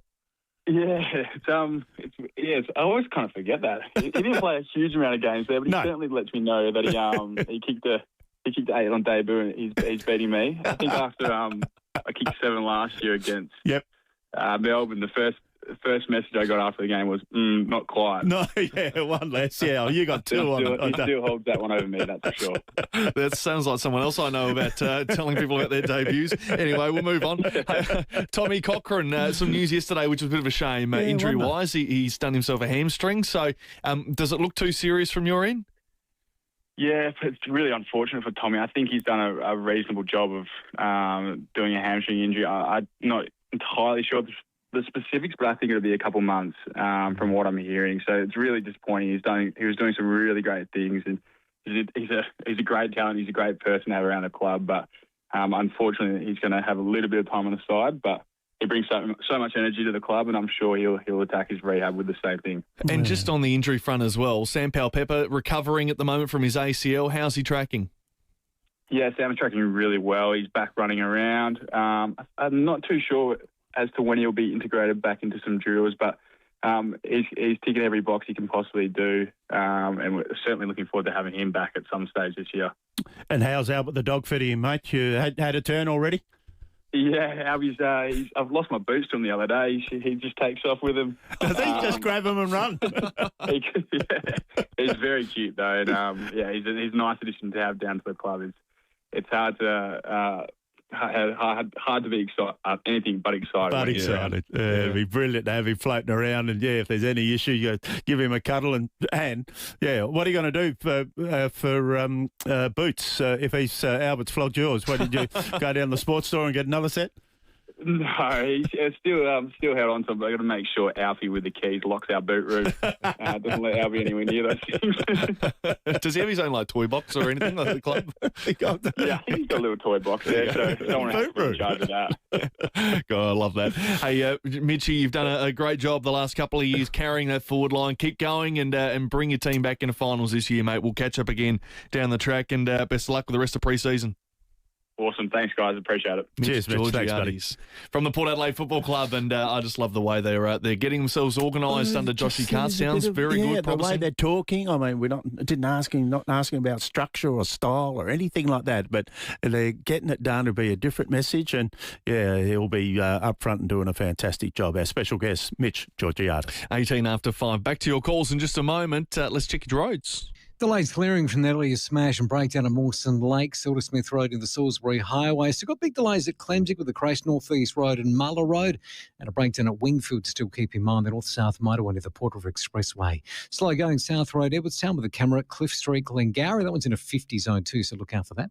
GYG have reinvented the Caesar with their new grilled chicken Caesar salad, Caesar burrito and Caesar Cali burrito. Available in restaurant, delivered or on the GYG app. Adelaide's most accurate traffic on 5AA. Soft drinks, sport drinks, fruit drinks, energy drinks. The sugar in any sugary drink is sugar your body doesn't need. It can get turned into fat, including toxic fat around your vital organs, which can lead to cancer, type 2 diabetes, and heart disease. Our bodies work best on water. It's sugar-free, fat-free, and if you get it from the tap, virtually free. Find out more at livelighter.com.au. A message from Preventive Health SA. Hi, Bredibit here from Mawson Lakes Mazda. Everyone here is back on deck and ready to do deals on a huge range of 2025 plate Mazdas. All models and colours are available, and they're ready to roll with immediate delivery. That's 12 months rego free, stamp duty free, plus accessory packs worth $500. Yep, absolutely free. No gimmicks, only the best customer support for you and your shiny new Mazda. Mawson Lakes Mazda, Salisbury Highway, just a short drive from the city. If you're outgrowing your home, it could be time to select a granny flat. At Selector Homes, we've been building transportable granny flats for over 25 years. And now we can build them on a slab, which means your whole home and new granny flat are on the same level. No stairs and seamless living. Also, we can build to the perimeter of your block, saving you space. Fixed price, no hidden costs.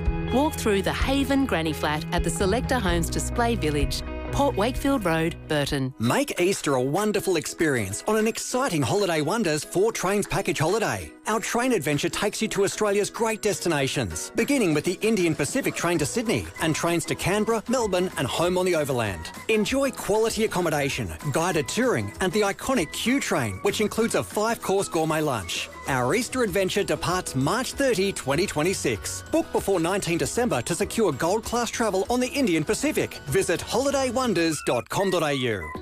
Shane from Drummond Golf, you've been busy turning good golfers into great golfers. We certainly have, Rowie. We have the best gear for golfers at all levels. And with the price match guarantee, you know you'll get the best for less. And you'll improve their game with Mini Golf Max, Big Swing Simulators and My Match Expert Fitting. You've helped me, Shane. I shot over 200 metres the other day. What, in the right direction, Timmy?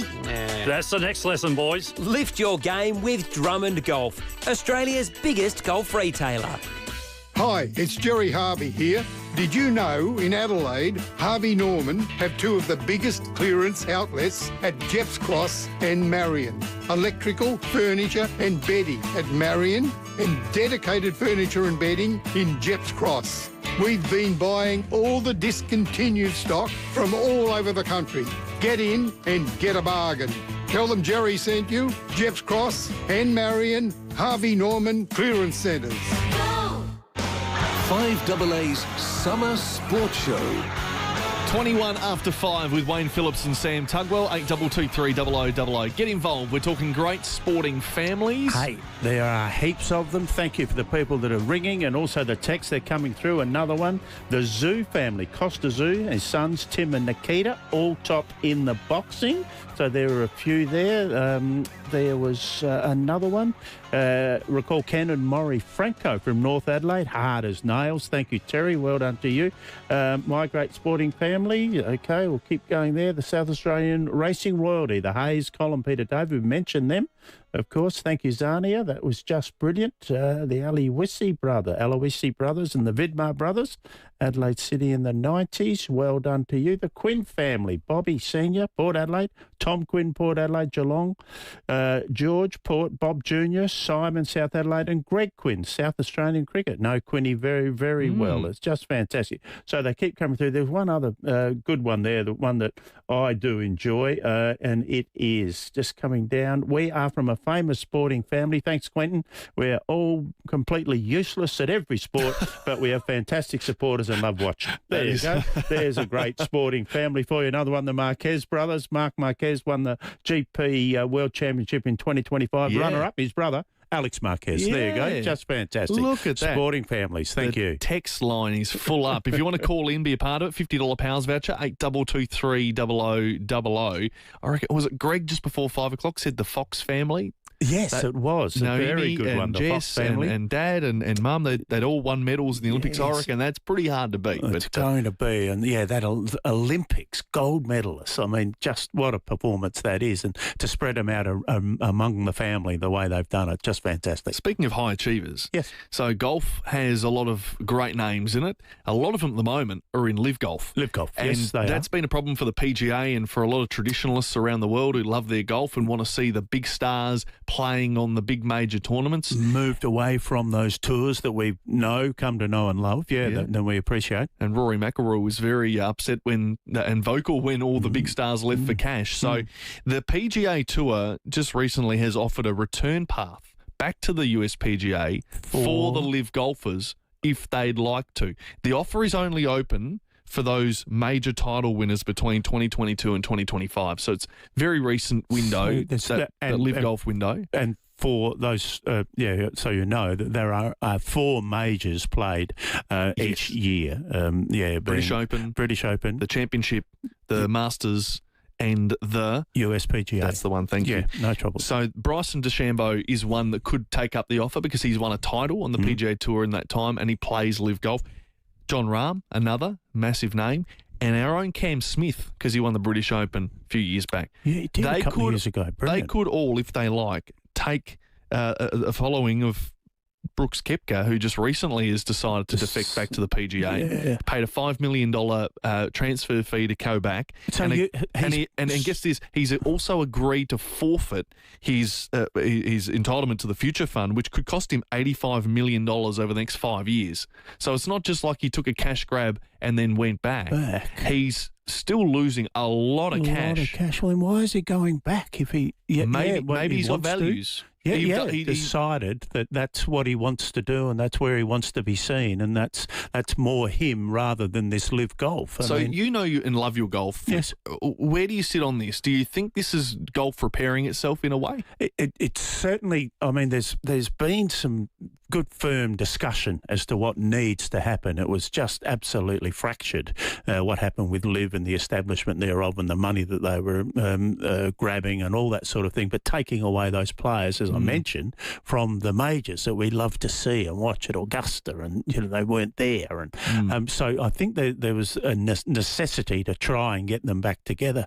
But I can't believe that. So they're paying $5 million and forfeiting their future fund to be able to go back and play. Gee, and they have to have won a major to do that. I mean, that's fair enough. Of course, Adam Scott, who won the Masters all those years ago, keeps getting invited back. I think he's played 40 in a row or something. It's 10 years all for it. It's just an amazing performance for him. But these from live being offered a very, very enticing thing to be able to come back. Well, but the window is open for them to come through. It's only for 3 weeks, this window. So February 2, they have to make a decision. But they've got to come through that window with a pocket full of folding to be able to meet the requirements of the PGA Tour that they want to get back to and enjoy and see those great events that we love. We'll soon see, I reckon, in the next week which way Cam Smith swings. Yes. He seems to be more in the live golf camp, I think, and he's even got a promotional event coming up in the next week where he has to be there to promote Live Golf. So if he turns up at that and promotes Live Golf, you'd be thinking that he's picked his side. But if he pulls out of that, he might be thinking about changing. That'd be fascinating. And my other point is I'd love to, because we've got an invested interest here in Adelaide. Very much so. Live Golf coming back to Grange and then to the North Adelaide course. We want Bryson DeChambeau turning up and Cam Smith and John Rahm. Of course we do, playing in our backyard. Major winners playing in our backyard, correct. The people who love the traditional golf, and a lot of it all is in the US, that's just how it is.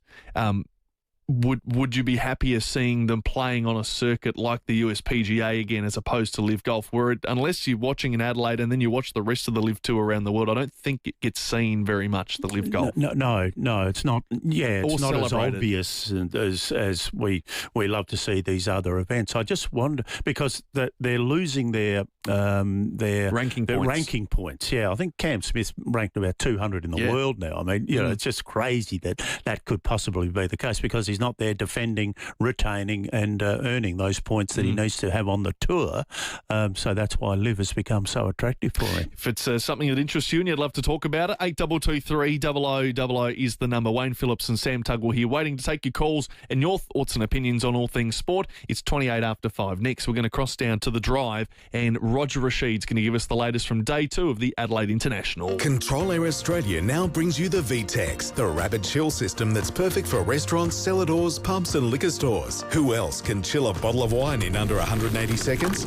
It's this tech and other energy-saving systems that allow Control Air Australia to cut your power bills, keep your produce fresher for longer and deliver reliable service teams on site within hours. Control Air Australia, commercial refrigeration and air conditioning, the cool behind South Australia's biggest brands. Visit controlairaaustralia.com.au. Much on this weekend? How about a quick trip to Amsterdam? Dig into cones of Belgian fries topped with mayo, mini Dutch pancakes and indulgent Biscoff milkshakes. Stock up on authentic Dutch products, market-fresh produce and irresistible Dutch cakes made from scratch daily. Take a leisurely stroll past the windmill, admire the tulips and the Delft Blue. Visit Amsterdam this weekend at the Dutch Pantry. OG Road Clemzig, open 7 days. Just look for the big windmill. Kangaroo Island. It's best enjoyed getting up close to nature, escaping with friends, enjoying the serenity and celebrating milestones together. Unpretentious, unexpected, untamed. Experience Kangaroo Island unfiltered. Book your self-drive getaway now at sealink.com.au. I'm Sarah Lamarquin, the host of Something to Talk About, the Stellar podcast. Every week, I sit down with some of the biggest names in the country because when Australia's celebrities are ready to talk, they come to Something to Talk About. Minogue is the most unusual name. I'm surprised I haven't been cancelled. I haven't actually spoken about it. What I'll say, for my marriage, we gave it a go. It didn't work out, so we move on. A new episode is released every Sunday. Search for Something to Talk About wherever you get your podcasts. The Jayco Dealer stock run-out sale is now on. Vans ready for delivery. Deals too good to miss, but only while stocks last. Australian built, Australian owned, don't miss it. For great deals from Australia's most trusted manufacturer, visit Jayco Adelaide today. Here's another powerful reason to choose Tyre Power. We're 100% Aussie owned and 100% independent. And we reckon that's more important than ever. Visit tyrepower.com.au or call 13 21 91 for your local independent owner.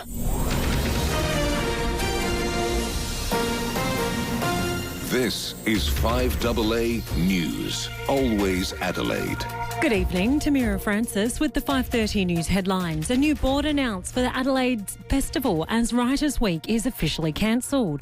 January 22nd will be a national day of mourning for the victims of the Bondi terror attack. Kevin Rudd's time as Australian ambassador to the US comes to an end. And in sport, Aussie Rinky Hitakata and Maya Joint have won their first round matches at the Adelaide International. Now checking 5AA traffic. Afternoon, got some quite big delays at the moment at Clemzig. It's due to an earlier crash northeast Phillips Road near Muller Road. Delays in all directions through there. North Adelaide, twisted traffic lights look out from the drive home. O'Connell Street near Archer Street and Kensington Parker Burst Water Main, Kensington Road near Dudley Road. Camera of the Savo, Dawes Road, Melrose Park. The BMW Plate run-out event is now on. It's time. Visit your local BMW dealership today. Ends February 28. T's and C's apply. Adelaide's most accurate traffic on 5AA. The 5AA forecast clear and down to 13 overnight, sunny and 31 tomorrow. Right now it's 28 degrees. We'll have more news for you at 6 on 5AA. Always Adelaide. 5AA's Summer Sports Show. Oh, I didn't think I was very composed. No, I'm not very calm. I'm not a calm person. Okay. So what gets you annoyed off court? A lot of things. People walking slowly in front of me. I play a lot of cards with my coach. When he wins, that makes me pretty annoyed. We're getting to know young 19-year-old Maya Joint very, very well. She's just beaten today at the Adelaide International Sophia Kennan, who is a former Australian Open champion only 5 years ago. So she's coming on leaps and bounds, this young Aussie, and we are looking forward to see her absolutely smash out of the park this Adelaide International, and then next week, hopefully in the Australian Open, she can go a long way. And, well, she can't go a long way if you're walking slowly in front of her. That's what you have to be careful of, all right? I mean, who isn't annoyed when someone walks slowly in front of you? Well, just excuse me, I need to get past. I've got to get and win another game of tennis. If you could just get past, that would be great. She's very competitive, and we love that in our Aussies. Another man who is Roger Rashid, who joins us on the line down at the Adelaide International. Rog, thanks for your time. G'day, boys. How are you? Oh, we're great. Terrific, Look, it can't be as good as you. Must be such a good vibe down there. It is. It's one of those. It's one of those things. Once your sport comes around, and it comes around where the whole world lands into Australia, you just can't help but be just be amped up, really, can you? And as you did, I just heard there that clip with Maya Joint getting over Sophia Kennan. Now, that's a hell of a win. She's a great competitor. 19 years of age. She's got all the right assets to have a good, really strong career on the tour, because the key ingredients is, do you really want to roll up your sleeves and compete and really compete? Be a hungry competitor, and she's one hungry competitor, which is the benefit that she has moving forward. Where has she come from? I mean, she's 19. She's been around the place for a little while, but where's she come from? Where's the launch? Spent some time overseas, and she's now spending time back in Australia as well. So, she, like you do when you're a tennis, when you're a student of the game and you're trying to be a professional tennis player, you spend a lot of the time, bouncing from place to places, getting your tennis education. But as I said, she's really strong competitor, and it's fantastic that she's put her hand up. Last year she had a really strong year here in the Australian summer, Flipper and Sam, and then we didn't know what was going to was going to unfold once she got on the tour. So to get herself from outside the top 100 to where she is now, that's a really quick acceleration. And, look forward to watching her journey, plus many others throughout the next couple of weeks. Exciting time. I mean, as you mentioned about Adelaide, the Adelaide International, just the names that have been previous winners of our event. I mean, they love it, don't they? Madison Keys, Anya Sabalenka, Ash Barty, Tanasi Kokkinakis, Novak Djokovic. I mean, they're just great names of the sport of tennis. They're coming to our town and getting themselves ready for the Australian Open. Yeah, well, you mentioned the names. You've got, Grand Slam champions, former world number ones, and I was speaking to Tommy Paul's coach Brad Stein, who used to coach Jim Courier when Jim Courier won the Australian Open. They jumped into the river there. Do you remember that? Yes, they did. Lunatics jumped in the river. Coach Brad Stein's never been the same since. He was slow before, and he's really slow now. But he talked about. He said, when I know when I'm in Australia when I get to Adelaide, because it's about as pure as you can get. You've got everything there. You've got the great precinct with Adelaide Oval, Memorial Drive, and he said we're just walking across the bridge there. From our hotel. It's so calm. Everyone's feels like they're just in sort of cruise control, enjoying life, and it's really what it is. And they go down and they just so close to the beaches. Every single player and coach that I taught to, when I just mentioned, are you enjoying it? They just, they can't rave. They rave about it to a point where one of the commentators, Sam Smith, who you'll hear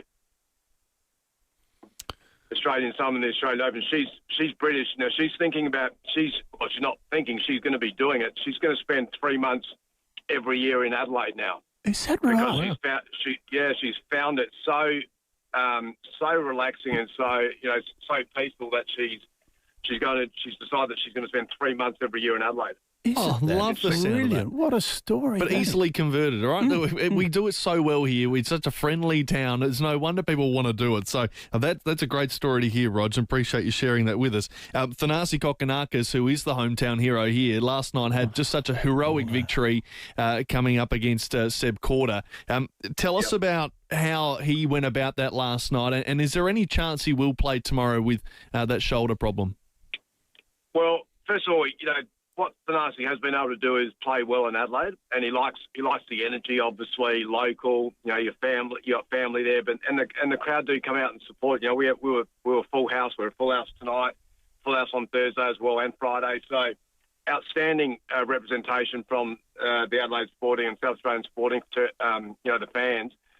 And he's always had a big game. There's no doubt about that. And he's able to play calmly on that centre court and playing Seb Korda, who's a real quality player, coming back from injury as well, Seb. So he's had a bit of a up and down roller coaster career really as well. But for that, and they got the better of him too. Korda normally plays with a lot of calm, but he got disrupted, I think, by the environment a couple of times throughout that course of the match and went away from what he does really well, and that allowed Thanasi to stay where he was, the position that he was in. And Thanasi's obviously got a big game with his serve, his forehand, and he loves to compete well here in Adelaide. The unfortunate thing is that for me personally, I feel like Adelaide, as much as this is a great, Thanasi doesn't want to miss this tournament. He really gets up for playing in this tournament. It's, for your body, a person who hasn't played for almost a year, to start here could be a bit excessive because it's a heavier load instead of actually maybe going down a couple of tournament levels and finding your way through some matches and just sort of seeing how your body gets prepared. So in saying all that, that would have been my schedule advice because you need to sort of be able to give yourself some reassurance. Will he play tomorrow? He obviously wasn't on the court today. You don't need to get on the court and roll your arm over. It's more about, how do I recover? So at this stage, he's playing, and I think it'll just be how it's actually pulled up today and how it pulls up tomorrow and whether he's got that sort of, that ability to actually get the work in it. And if he does, he'll give it a crack. If he doesn't, I guess there's a bigger problem that lies ahead, doesn't it? Yes, it does. We wish him all the best. You made mention of those lower-ranked tournaments in preparation. Where are they? How do the players get to those? Well, physically, where are they, right? They're at anyone's backyard. You got a court. No worries. Yeah, that's you can start a tournament. But the challenge. There's a big challenger tour. So the next level under our major tours, you've got the Grand Slams. The four majors. You've got the Master Series events, which are our other pinnacle events, and then you've got the other, what they're called ATP 500s and 250s. So under those levels, you've got a Challenger Tour, which and their players sort of generally ranked anywhere from sort of 90 to all the way down to about 200 in the main draws, 250 depending on the size of the Challenger.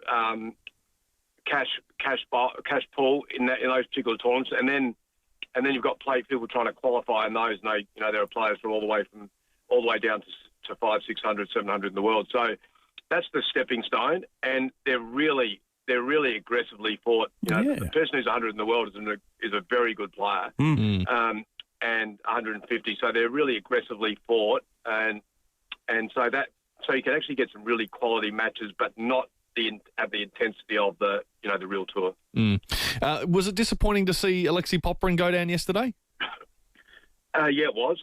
There's no doubt about that. He hasn't had a good year last year in 2025. It was a start. Was really in a really good position to accelerate his year, had his best ranking going into that season, and then couldn't get anything going. So it was a year that didn't even. There was no start. It was sort of start and stop, and that was really it. It was a lot of first-round losses. Couldn't find his tennis form, and now it's sort of been it's a bit of the same way. He's got new coaches with him, so he's trying to evolve and find another way.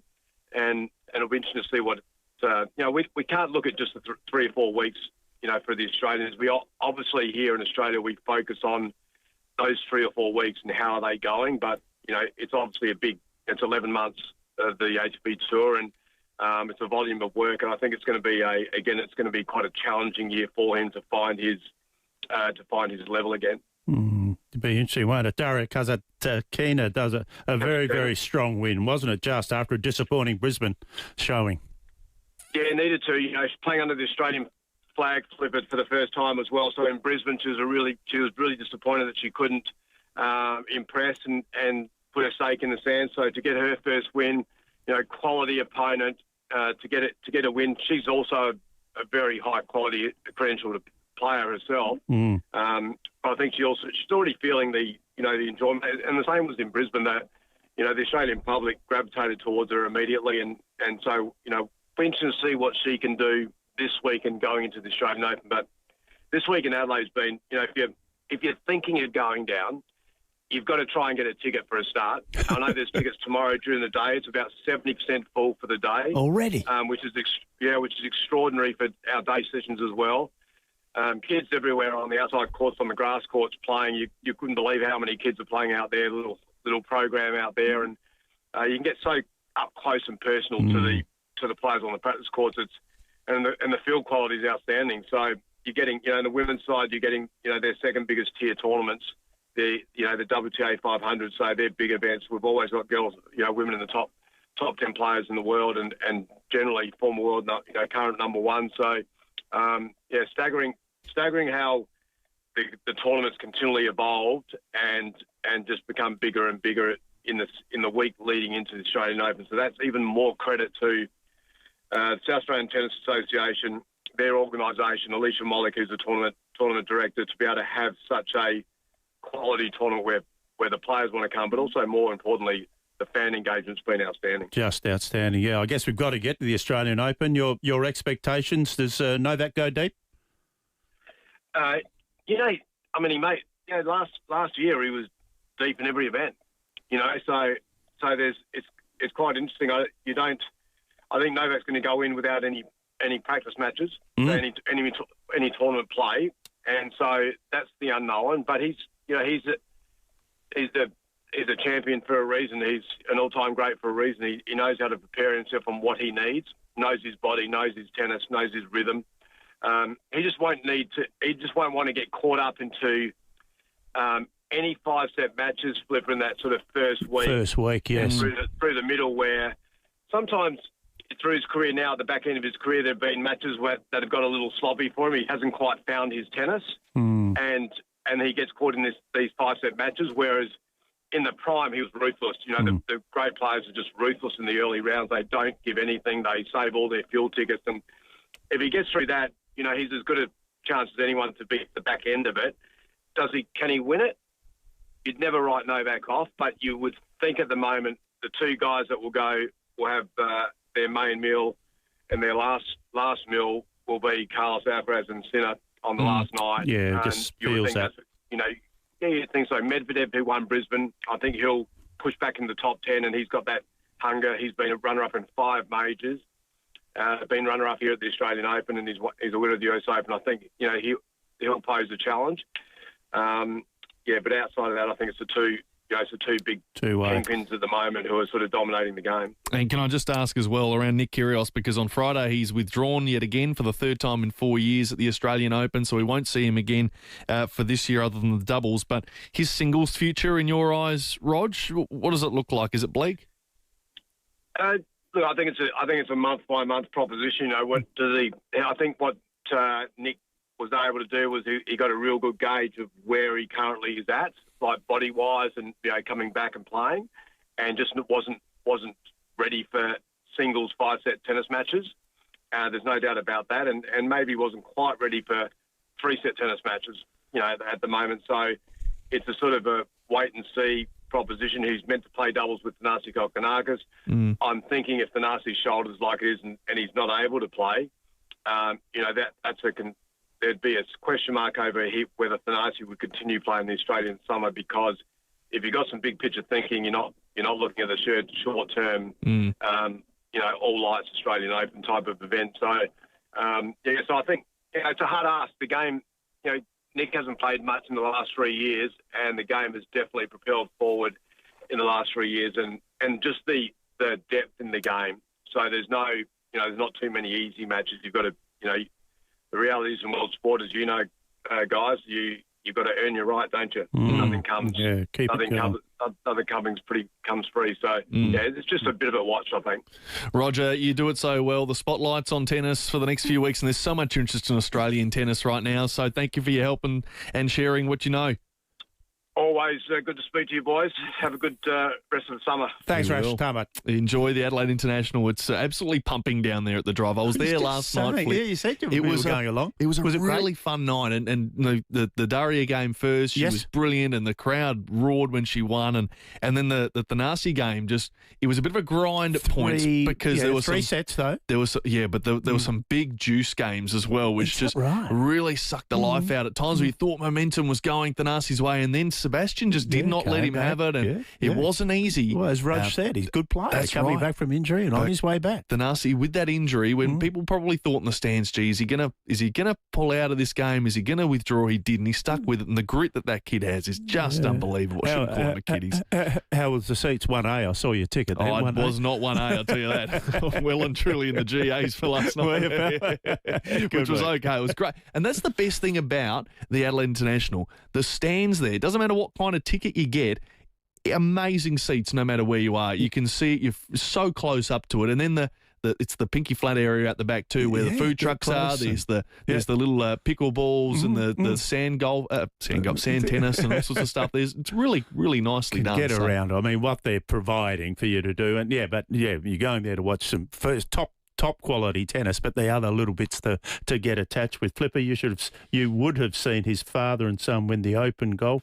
No, I didn't, Jeff, but thank you for the text. Yeah, old Tom Morris and young Tom Morris. Yeah, that was back in the 80s. I didn't see it, but their record, another very good sporting family. Thank you, Jeff. Well done. Lots of sporting families out there. 8223 0000. More calls after this. It's 11 to 6. Here's your traffic. Still got quite big delays with that earlier smash at Clemsick at the moment. You'll see delays North East Road near Muller Road and in all directions. Give yourself some extra time if you have to head that way tonight. North Adelaide, a twisted traffic light look out from the drive home. O'Connell Street near Archer Streets, and got a burst water mains for getting sorted at Kensington Park, Kensington Road near Dudley Road. Camera of the Sabo 2, Fitzroy Terrace, North Adelaide. Every minute of every day, a child is admitted to hospital. Help make it a happier place with a $30 donation to the Starlight Foundation every month. Donate today at starlight.org.au. Adelaide's most accurate traffic on 5AA. This summer, unwind and have some fun with 5AA Night Owls. You can get involved in weekly social lawn bowls at nearly 200 clubs across South Australia. Bring your friends, enter a team and enjoy a night of laughter and competition. Whether you're a seasoned bowler or a first-timer, everyone's welcome. With bar and food available, it's the perfect way to relax in a low-impact sport. Enter your team today and make your summer nights unforgettable with 5AA Night Owls. There's something about a good local.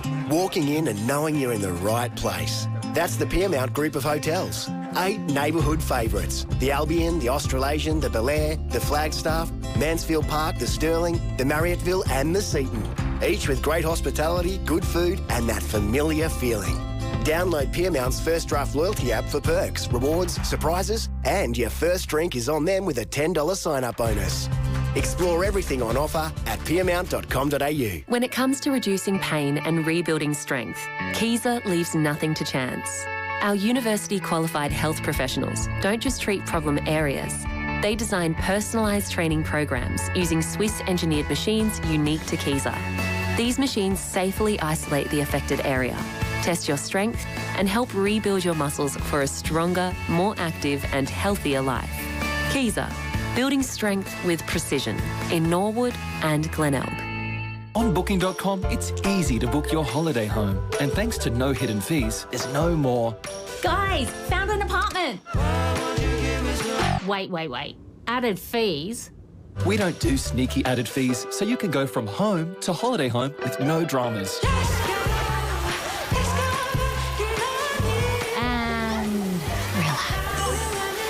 On Booking.com, finding a holiday home's easy. Booking.com, booking.yeah. Here's a stat you need to hear. Literally, 1 in 6 Australians are living with some sort of hearing loss. It's hard to notice because it creeps up on you, but it doesn't have to get in the way of things. Not if you do something about it now. Can Do Hearing can provide solutions to make living with hearing loss so much better. And your options are almost endless. Book an appointment with Can Do Hearing. candohearing.com.au. That sounds better.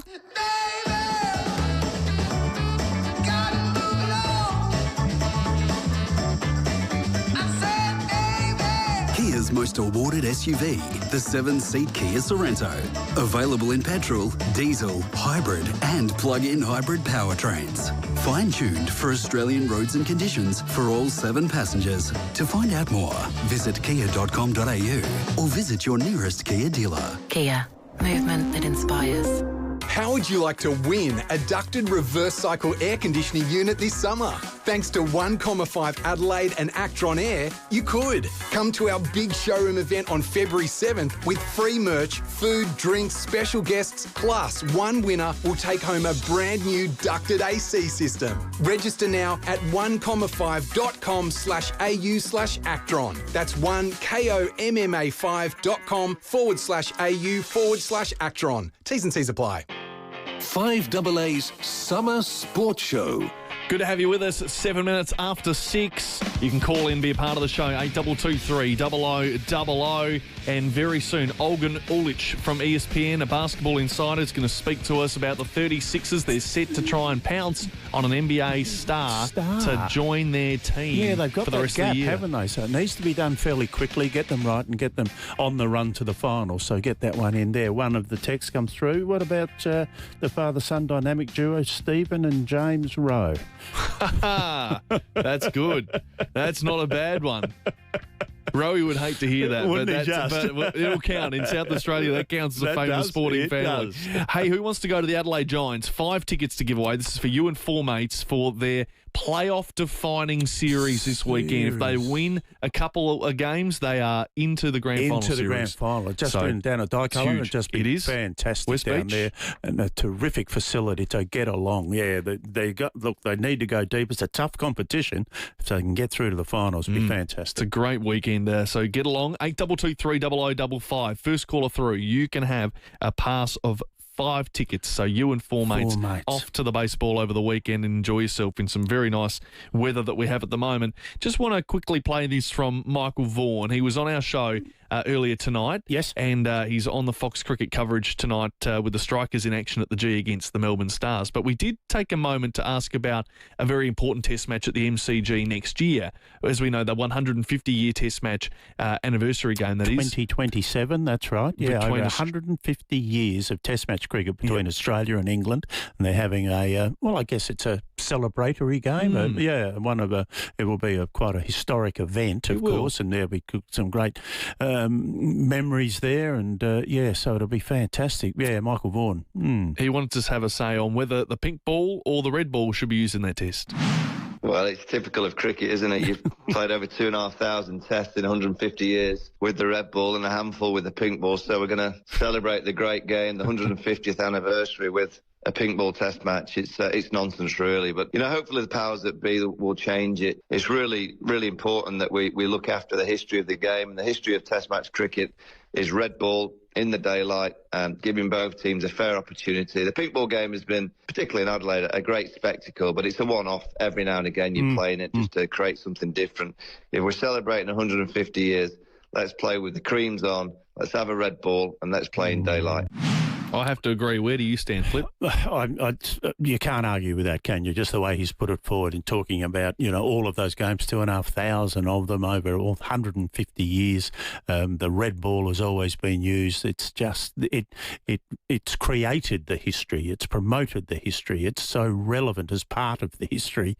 And I just think it should be that, in the creams, lined up, ready to go, 10:30 start and all those overs, but that red red ball and just acknowledging all those that have been before them and keeping that trend going for all those that will follow there for the next 150 years of Test match cricket. Well, let's hope. And yes, there'll be some one-offs and this sort of thing, but I really hope that the authorities, both the ECB and Cricket Australia and the ICC, agree that it needs to be a red ball, because that embraces, as I said, that quite magnificent history that the game's enjoyed. Any chance of it changing, though?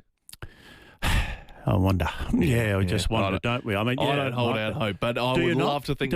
No, I don't think they will. They've set this in stone now. They've labelled it as celebrating history and looking forward to the future, and creating the future as well. Something like that. And I think that's what they're trying to do with this test. And I can only imagine they're trying to also connect up with the time zones in the UK, so that at least one session of cricket will be broadcast into the morning. During the morning, England. They can turn it on and give it a watch and that's see. not what this event's about. I don't think it is. I think, I would think that it'll be sold out and there'll be people from England coming across who've played and Australian former Test cricketers who will be there and all that sort of thing. And it's just this magnificent history that both countries have enjoyed for such a long period of time, and all of it revolving around this a red cricket ball. Incredible. Just some of the stories that people will be able to tell about the red cricket ball and the impact that it's had. It's 2 minutes to 6. You can have your say on that. 8223 0000 is our number. If you've ever wondered what the extra stands for in Physio Extra, that's easy. Extra everything. Extra time with every appointment. Extra care with a genuine hands-on approach to healing. Extra expertise. Extra treatment options. Extra appointments with same-day treatments available. Extra convenient because we have 6 Physio Extra locations around Adelaide. That's right, 6. It's the extra in Physio Extra that makes all the difference. Visit physioextra.com for your nearest location or call for a same-day appointment. Hi, Brett Ibbott here for Mawson Lakes Mazda. Everyone here is back on deck and ready to do deals on a huge range of 2025 plate Mazdas. All models and colours are available and they're ready to roll with immediate delivery. That's 12 months rego free, stamp duty free, plus accessory packs worth $500. Yep, absolutely free. No gimmicks, only the best customer support for you and your shiny new Mazda. Mawson Lakes Mazda, Salisbury Highway, just a short drive from the city. Hey, Cole Chalmers here, letting you know that when it comes to flooring for your home or investment property, Floorweld should be your go-to. With locations north, east and west, you'll save on a huge range of wool and synthetic carpets, engineered timber flooring, laminate, hybrid and vinyl flooring. If you own a rental property or you're a homeowner, speak with the experts at Floorweld. Visit floorweld.com.au for a free consult. Plus, mention this ad for 15% off. The holiday period is here, which means you're on the road. There's more cars on the road. Sadly, there's more break-ins, and that means more broken windscreens. Which means if you get a cracked windscreen, you've got to get Adelaide's biggest independent windscreen company on the job, Complete Windscreens, the big red koala. We're open 24/7, same-day service. We work with all the insurance companies. So tell your insurer you want Complete Windscreens on the job. CompleteWindscreens.com.au. 8269 4444. When you've been around for over a century, you know a thing or two. And South Australian Business Chamber and Ray White have almost 300 years between them. So when an alliance is formed between South Australian Business Chamber and Ray White Business Sales SA, all that experience flows to you. This ensures you're in top shape, whether you're buying, selling, or somewhere in between. Touch base with the experts. Search Ray White Business Sales SA. Proudly partnered with South Australian Business Chamber. The latest local, national and international news for South Australia. This is 5AA News. Always Adelaide. Clear and down to 15 overnight, 31 and sunny tomorrow. Good evening, I'm Tamira Francis with the 6 o'clock news. Nurse Next Door Home Care Services. From companionship to 24/7 nursing. nursenextdoor.com.au. What would have been next month's Writers' Week has been called off this year, but the state government has already announced a new board. The decision to appoint a new board was made following the resignations of all prior board members, bar the Adelaide City Council representative, who will remain on the board until the expiry of their term in early February.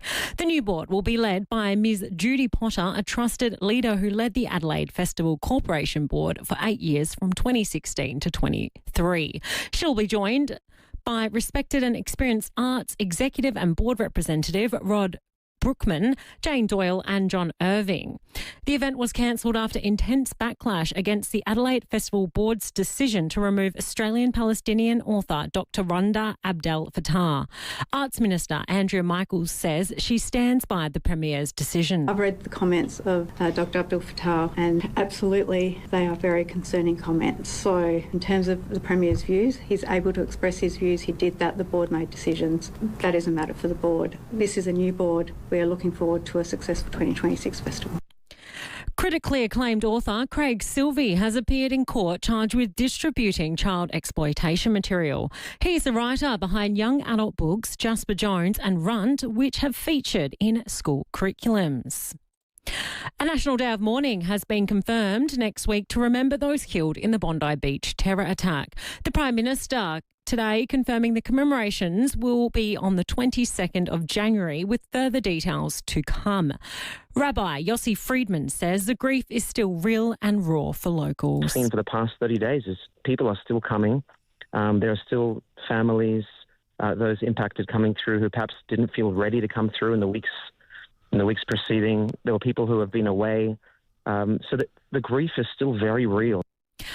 The Prime Minister says a decision on who will replace Kevin Rudd as US Ambassador will be made at a later date. Mr Rudd will finish in the role at the end of March to take up a position at think tank the Asia Society. Anthony Albanese has been asked if he would consider Scott Morrison for the role. We'll make decisions down the track about the right person with the right skills and the right skills to be able to reach across a broad spectrum of support. That was something that Kevin Rudd was able to do. A new poll suggests young Australians are strongly opposed to companies allowing staff to swap the Australia Day public holiday. The Institute of Public Affairs survey found half of all respondents reject changing the January 26 holiday, despite many major employers offering the option. The IPA says Australians want the National Day treated as a shared celebration. Business groups argue flexibility in the workplace can still support unity. A cyclist has tragically died following a crash at Ingle Farm. Just before 6 this morning, police and paramedics were called to a reserve of Wanby Avenue, where a man was found unresponsive on the ground and a damaged mountain bike nearby. The 52-year-old was tragically pronounced dead at the scene. Major crash investigators have determined he died after crashing his bike with no other vehicles involved. His death is the 6th life lost on South Australian roads this year. Now turning to FIVEAA Sport. Teen tennis sensation 19-year-old Maya Joint has advanced at the Adelaide International with a straight sets victory over former Australian Open champion Sophia Kenin 7-6, 6-4. Earlier on centre court, Rinky Hijikata won the All-Australian battle against Tristan Schoolkate. At the Kooyong Classic, Nick Kyrgios has won his opening match just days after turning down a wild card into the Australian Open singles draw. The former Wimbledon finalist defeated Zhong Ji Zhen in a third set super tie break. Considering his fitness concerns, Kyrgios says players like Stan Wawrinka were more deserving of the wild card. Absolutely. I mean, you look at someone like Stan who's played 3 or 4 competitive matches at United Cup all at a super high level. And there's absolutely no doubt in my mind that he deserves it. And it just wouldn't be fair, of me still playing doubles and hopefully a bit of mix as well. So, I'm just to be a part of it, it's special. To cricket, and our strikers take on the Melbourne Stars this hour. Any hope of finishing in the top 4 depends on a win tonight. The game starts at 6:45. Now checking FIVEAA traffic. Evening there. Look out for broken down bus tonight at Camden Park, Morford Road in the Stonehouse Avenue roundabout. Vale Park, a breakdown causing big delays, Ascot Avenue, Harris Road. Got a twisted traffic light. Look out from the drive home in North Adelaide tonight, O'Connell Street near Archer Street. Cameron's Kettle Terrace in the city. Audio is more powerful than you think. For advertising with the power to double your campaign effectiveness, start with commercial radio and audio where brands are heard. Visit cra.au. Adelaide's most accurate traffic on 5AA. Now the 5AA forecast, clear and down to 15 overnight, 31 and sunny tomorrow. Thursday, partly cloudy and 26. Friday, cloud clearing, a top of 28. Saturday, sunny and 32. Right now, it's 27 degrees on 5AA. Now let's see what's happening on 9 News tonight. Thanks, I'm Alice Monfries. Tonight's headlines, Riders Week gets the axe. The entire board of the event now stepping down. Adelaide United has denied claims of homophobia thrown by former player Josh Cavallo. And Kevin Rudd has resigned as our ambassador to the US 1 year early. Don't worry, you haven't missed the news. Start over on 9 Now as soon as you're home. If there's one time in your life you want to feel confident, it's your wedding day. And the best way to feel confident is to be fitted by Peter Shearer Menswear. For over 50 years, Peter Shearer has been helping men tie the knot in style. Whether it's a classic tuxedo, a formal suit, or a sport coat, Peter Shearer will make sure you and your outfit are a match made in heaven. If you're planning the big day, hire or buy from Peter Shearer Menswear and be fitted with confidence. CMAX Clinical Research is seeking healthy volunteers to join a clinical trial that could help advance the future of metabolic health. If you're aged 18 to 65 and generally healthy, you might be eligible to help study a potential new treatment for metabolic syndrome. Spend 8 nights at CMAX in Adelaide CBD, attend 1 follow-up visit and get paid for your time. Ready to make your mark on medical research? Apply today at cmax.com.au. Streaming live via the 5AA Player app on DAB Digital Radio and on 1395 AM. This is 5AA, always Adelaide. 5AA's Summer Sports Show. 8 after 6, Wayne Phillips and Sam Tugwell taking your calls, 8223 0000. You might want to have your say around the 150-year test match between Australia and England coming up this time next year. Yeah, discussion about whether it's a red ball or pink ball. The push is sounding as though it's going to be pink ball, which is going to be interesting. Well, that's what it's planned to be. Michael Vaughan said on our show earlier he wants it to be a red ball. You'd want it to be a red ball. I want it to be a red ball. That's my preference. It KG really wants a red ball. Yeah, well, Jim Maxwell wants a red ball. Jason Gillespie wants a red ball. I mean, come on. Jack says on the text, 150-year, 2-day test. Goodness me. Let's hope we don't get a repeat of what we got at exactly right. the Ashes. Bradley sends a text. My friends and I, SACA members, we all prefer the red ball game in Adelaide over the pink ball day-night game. I think the SACA and Cricket Australia prefer a pink ball game due to the funds that can be generated, due to the fact they can fill rooms for lunches and dinners, not just the luncheon view. So, okay, Bradley, that's fine. Well, that's a consideration, isn't it? That would obviously be there. But, yeah, that I don't think that's their preference. I doubt if that's their preference, but obviously they would be a consideration for it to generate the funds for that type of thing. It'd be the preference of the guest speaker types, like one W. Phillips, who gets a little look at those. It's 9 after 6. Let's talk about the Adelaide 36ers. It's been a big week for them because yesterday they decided to cut their one of their imports in Troy Brown Jr., who had a reasonable season but probably didn't light it up as well as everyone would have loved. As they thought, yes. And they ended up parting ways. So they now have to replace that position, and they are looking towards a player who's been part of the NBA for many years and is quite a handy player as well. So let's go to Olgun Ulic from ESPN, who can give us the latest around this. Olgun, thanks for your time. No worries. Thanks for having me, fellas. Also, just a red ball. I don't watch cricket, but no, red ball. Hey, way to go, you. Brilliant, Olgun. Thank you. Another vote. Tick it off. Thank you for that. So what's the agreement that we're looking at, and who's the player that the 36ers could be picking up? So, of course, it starts with Troy Brown Jr. I know people are cynical, but this was sincerely Troy Brown Jr. going to the basketball decision makers in Adelaide and saying, hey, for personal reasons, I'd like to return to the US. Now, they're obviously going to grant that for him. You don't want to keep a player who doesn't want to be here. But for the 36ers, it was really good timing because they need to have their roster finalized by next week. That's the deadline in which they can bring in a new player. So they theoretically had this week to bring in someone if someone wanted to go home. And so they did their due diligence very, very quickly. And my reporting is that they're bringing in John Jenkins. Now, John Jenkins, a lot of NBA fans may know him for his time with the Atlanta Hawks. He's an absolute sharpshooter. That is the skill set he brings to the table. And so he spent some time with USA Basketball. Mike Wells, Adelaide's head coach, has spent time with USA Basketball. So they're very familiar with each other. So John Jenkins will come in. This is a deal that I'm told is agreed on. So this is going to happen. And my expectations from what I'm told is that he will be in Perth for Hoops Fest. So he will play in that number 1 versus number 2 matchup with the Southeast Melbourne Phoenix next Sunday. Next Sunday. That's coming up on the weekend. And that will give, I mean, if Josh Jenkins comes in with the shooting skills he's got, it'll give Bryce a bit of a breather too. That's the idea. And I say John Jenkins. I know a lot of South Australians are going to say Josh Jenkins. Everyone's going to have to be clear when they say John Jenkins. But he's a sharpshooter, right? Every level. So he's 34 years old, played in the NBA, played across a bunch of teams in Europe as well. So he's really proven as a player across international basketball. But everywhere he's gone, he's been a sharpshooter. There are other things that obviously he can't do. He's not the greatest defender in the world, and he's not an immense ball carrier. But I think with Bryce being the main ball carrier of this team, and then you have secondary sort of ball carrying from Flynn Cameron and Isaac White, you bring in a shooter like John Jenkins, and when all those teams double team Bryce Cotton, when they hard edge and load up on him, you need release valves. And John Jenkins is that guy that if you're going to help off John Jenkins and he's going to have an open shot, good luck to you because he's going to make most of them. So John Jenkins, how far away is he from being in Australia? Because if he's going to be potentially playing in Perth Sunday, I can imagine there's a bit of prep time that he'd need, would he not? Well, the prep time can come with a practice session, but this is just a way to just get him in uniform and get him suited up and amongst the group.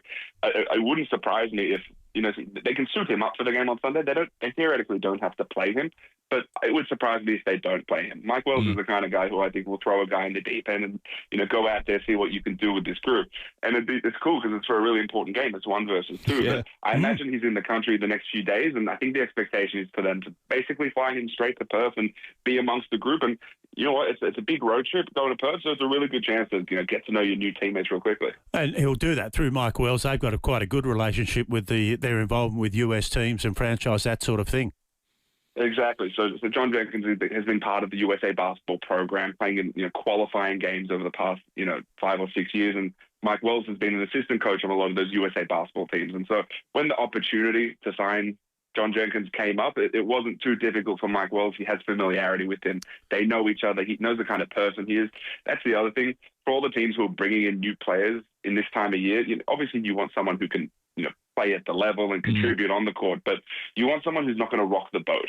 That's the key. That this person has to come in and be a good citizen and be useful, and that's something that John Jenkins can do. Yeah, and that's a really handy thing to be able to do if you've got that asset. So the 36ers, they've been record-breaking spenders, big spenders this season.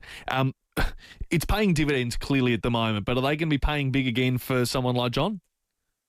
So yes and no. Yes, in the sense that you're constantly bringing in players. Of course, you're going to pay a lot, but firstly, we don't want to sort of criticize owners for spending, right? You want owners to spend as much as they can to make you win a championship. But I will say that you get off the Troy Brown Jr. contract and you bring in John Jenkins. So there are a lot of people who are saying, man, how much money do the 36ers have? Well, no, this is effectively just staying on the one contract, but you're just replacing the player. Yep. You're not paying out Troy Brown Jr. You're not paying John Jenkins for the whole season. These are prorated contracts. And so, I do believe the 36ers will be at the top of the cash spend list when I ultimately get a hold of them at the end of the season.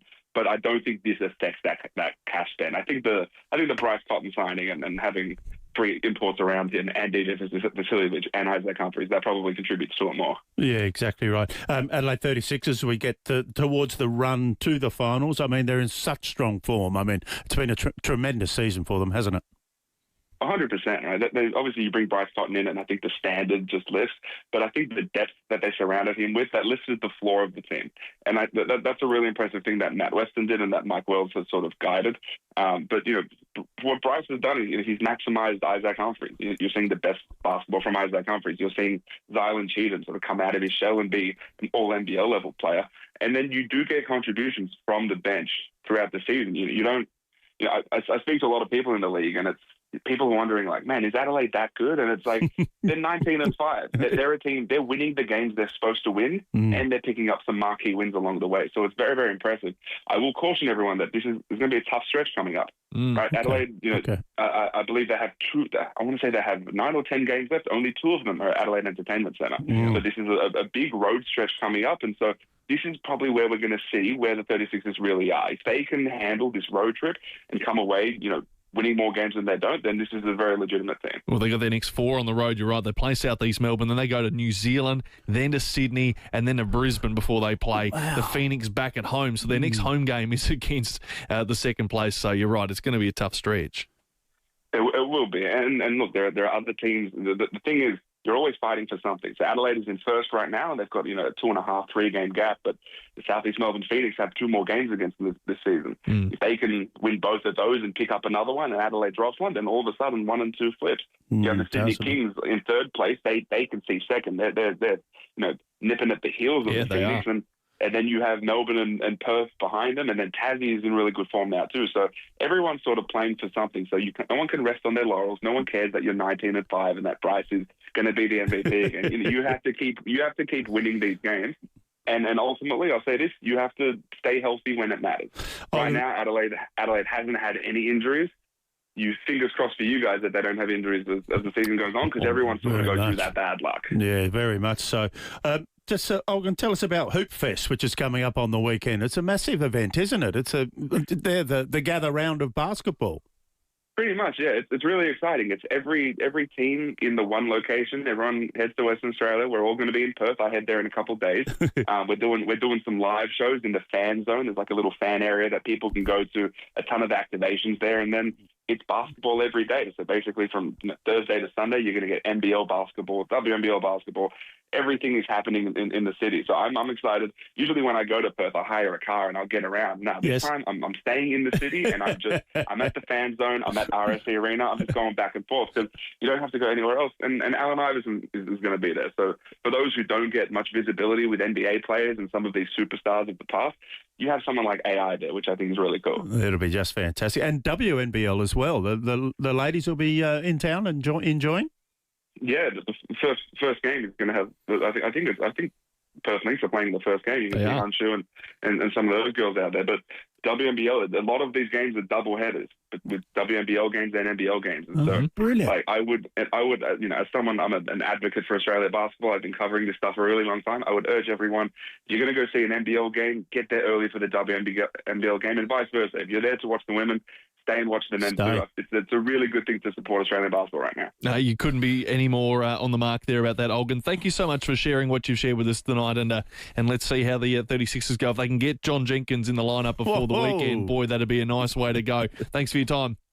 Appreciate it, fellas. Olgun Ulich there from ESPN Basketball Insider. Gets plenty of good mail. And got a rough idea of what's going on, hasn't he? I mean, just incredible. You just have a look at what he does and how he does it. And, yeah, the various topics he covers and knows the sport so very well. Olgun Ulich, beautiful. Mate. So our 36ers in action Sunday. It's an early start because they've got the first game of the Sunday schedule. So they're 11:30 against South East Melbourne, as we've been speaking about. That is a massive clash. Now, Adelaide Lightning play on the Saturday afternoon against the Southside Melbourne Flyers. So both our teams in Perth the same weekend for a big week of sport. So that is exciting. That is the Hoop Fest, as it's called. And, yeah, as we heard, there's music and food and all those sorts of things. Then, yeah, it's a real festival. That's important, and you can get along and watch it if you're around that place.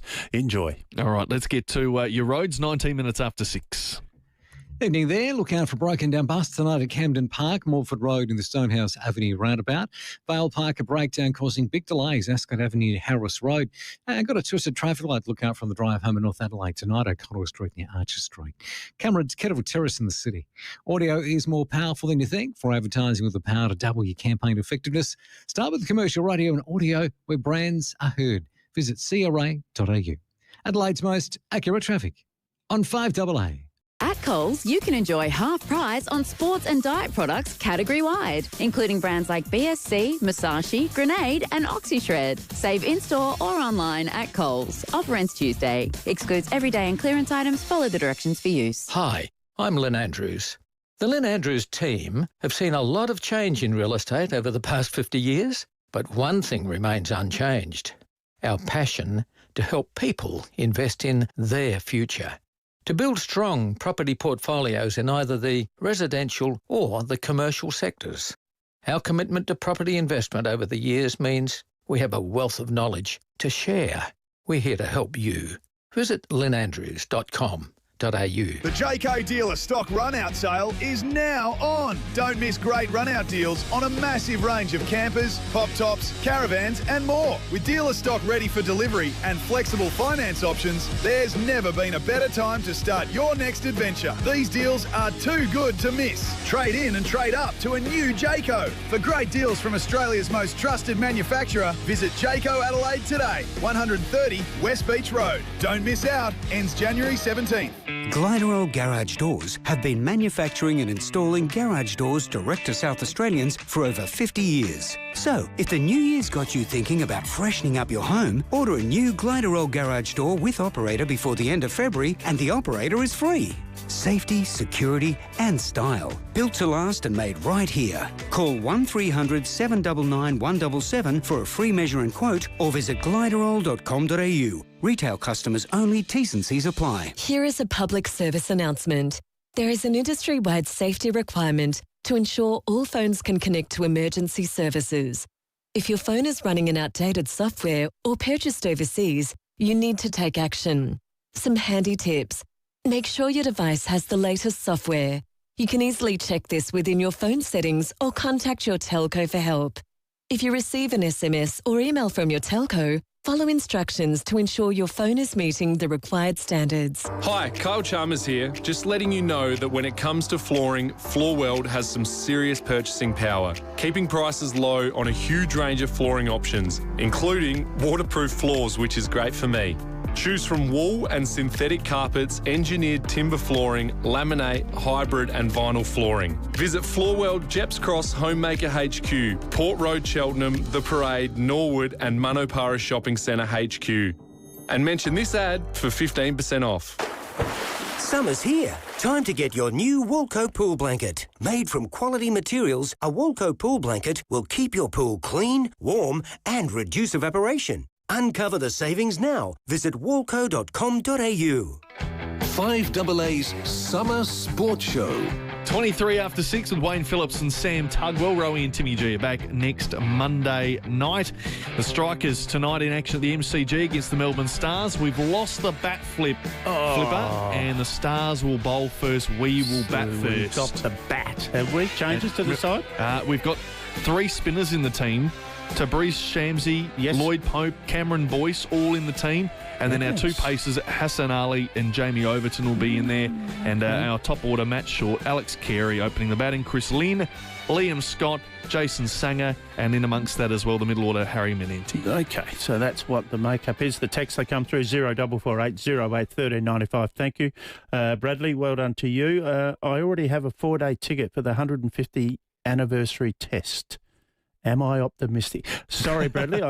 Look, you might have a day or two at the end. You can just muck around there in Melbourne and do what you need to do. But, yeah, we'll see, and let's watch it unfold. We've got 12 months before it gets to us. It's a fair question, though. Like, you'd want the anniversary test to go at least 4 days, wouldn't you? But if they've got a pink ball, there's every chance it won't. It might not. It might not. That's a disgrace. If it doesn't have some length to it, this test. Some of those, that centenary test back in 77 going deep into the 5th day and all that sort of thing. Dennis Lilly getting that final wicket and getting it done. They played again back in England and, doing it there. And again, it went deep. It was just terrific.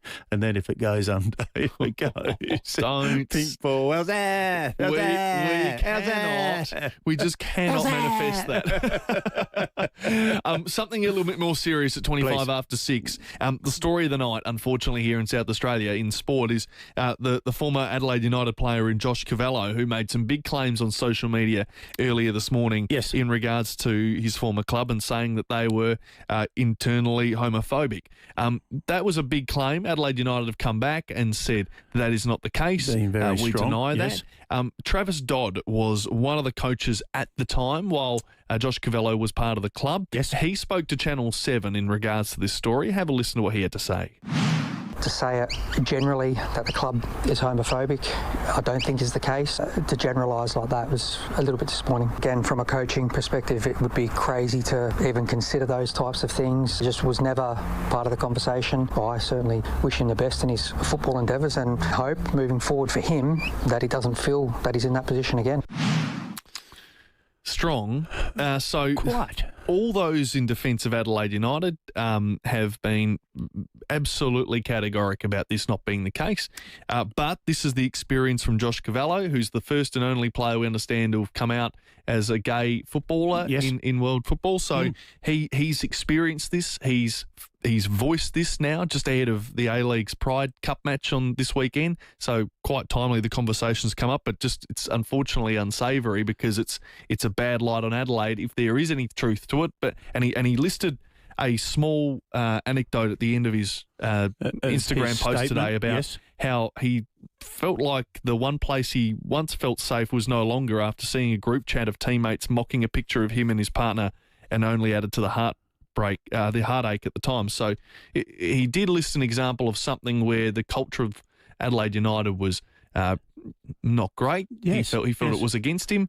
And then when he also spoke about how he wasn't getting picked because he felt like it was being his sexuality was being held against him and they'd publicly tell people that he was injured and then he wasn't. Yes. He's outlined all this to say this is what happened. Nothing to do with his playing. That was the thing. That was their selection. He's saying was influenced by the fact that he made this statement, and that's why he was being left out of the side, not being picked to play because of the stance he made. But we're hearing Travis being quite firm with the club, in agreement with what the club has said as well, and they'll be doing an investigation and making sure that that they clarify the situation completely. Adelaide United have said in their comment too that they won't be making any further comments going forward about this right now, but I imagine we'll be speaking to Adelaide United at some point in the following week.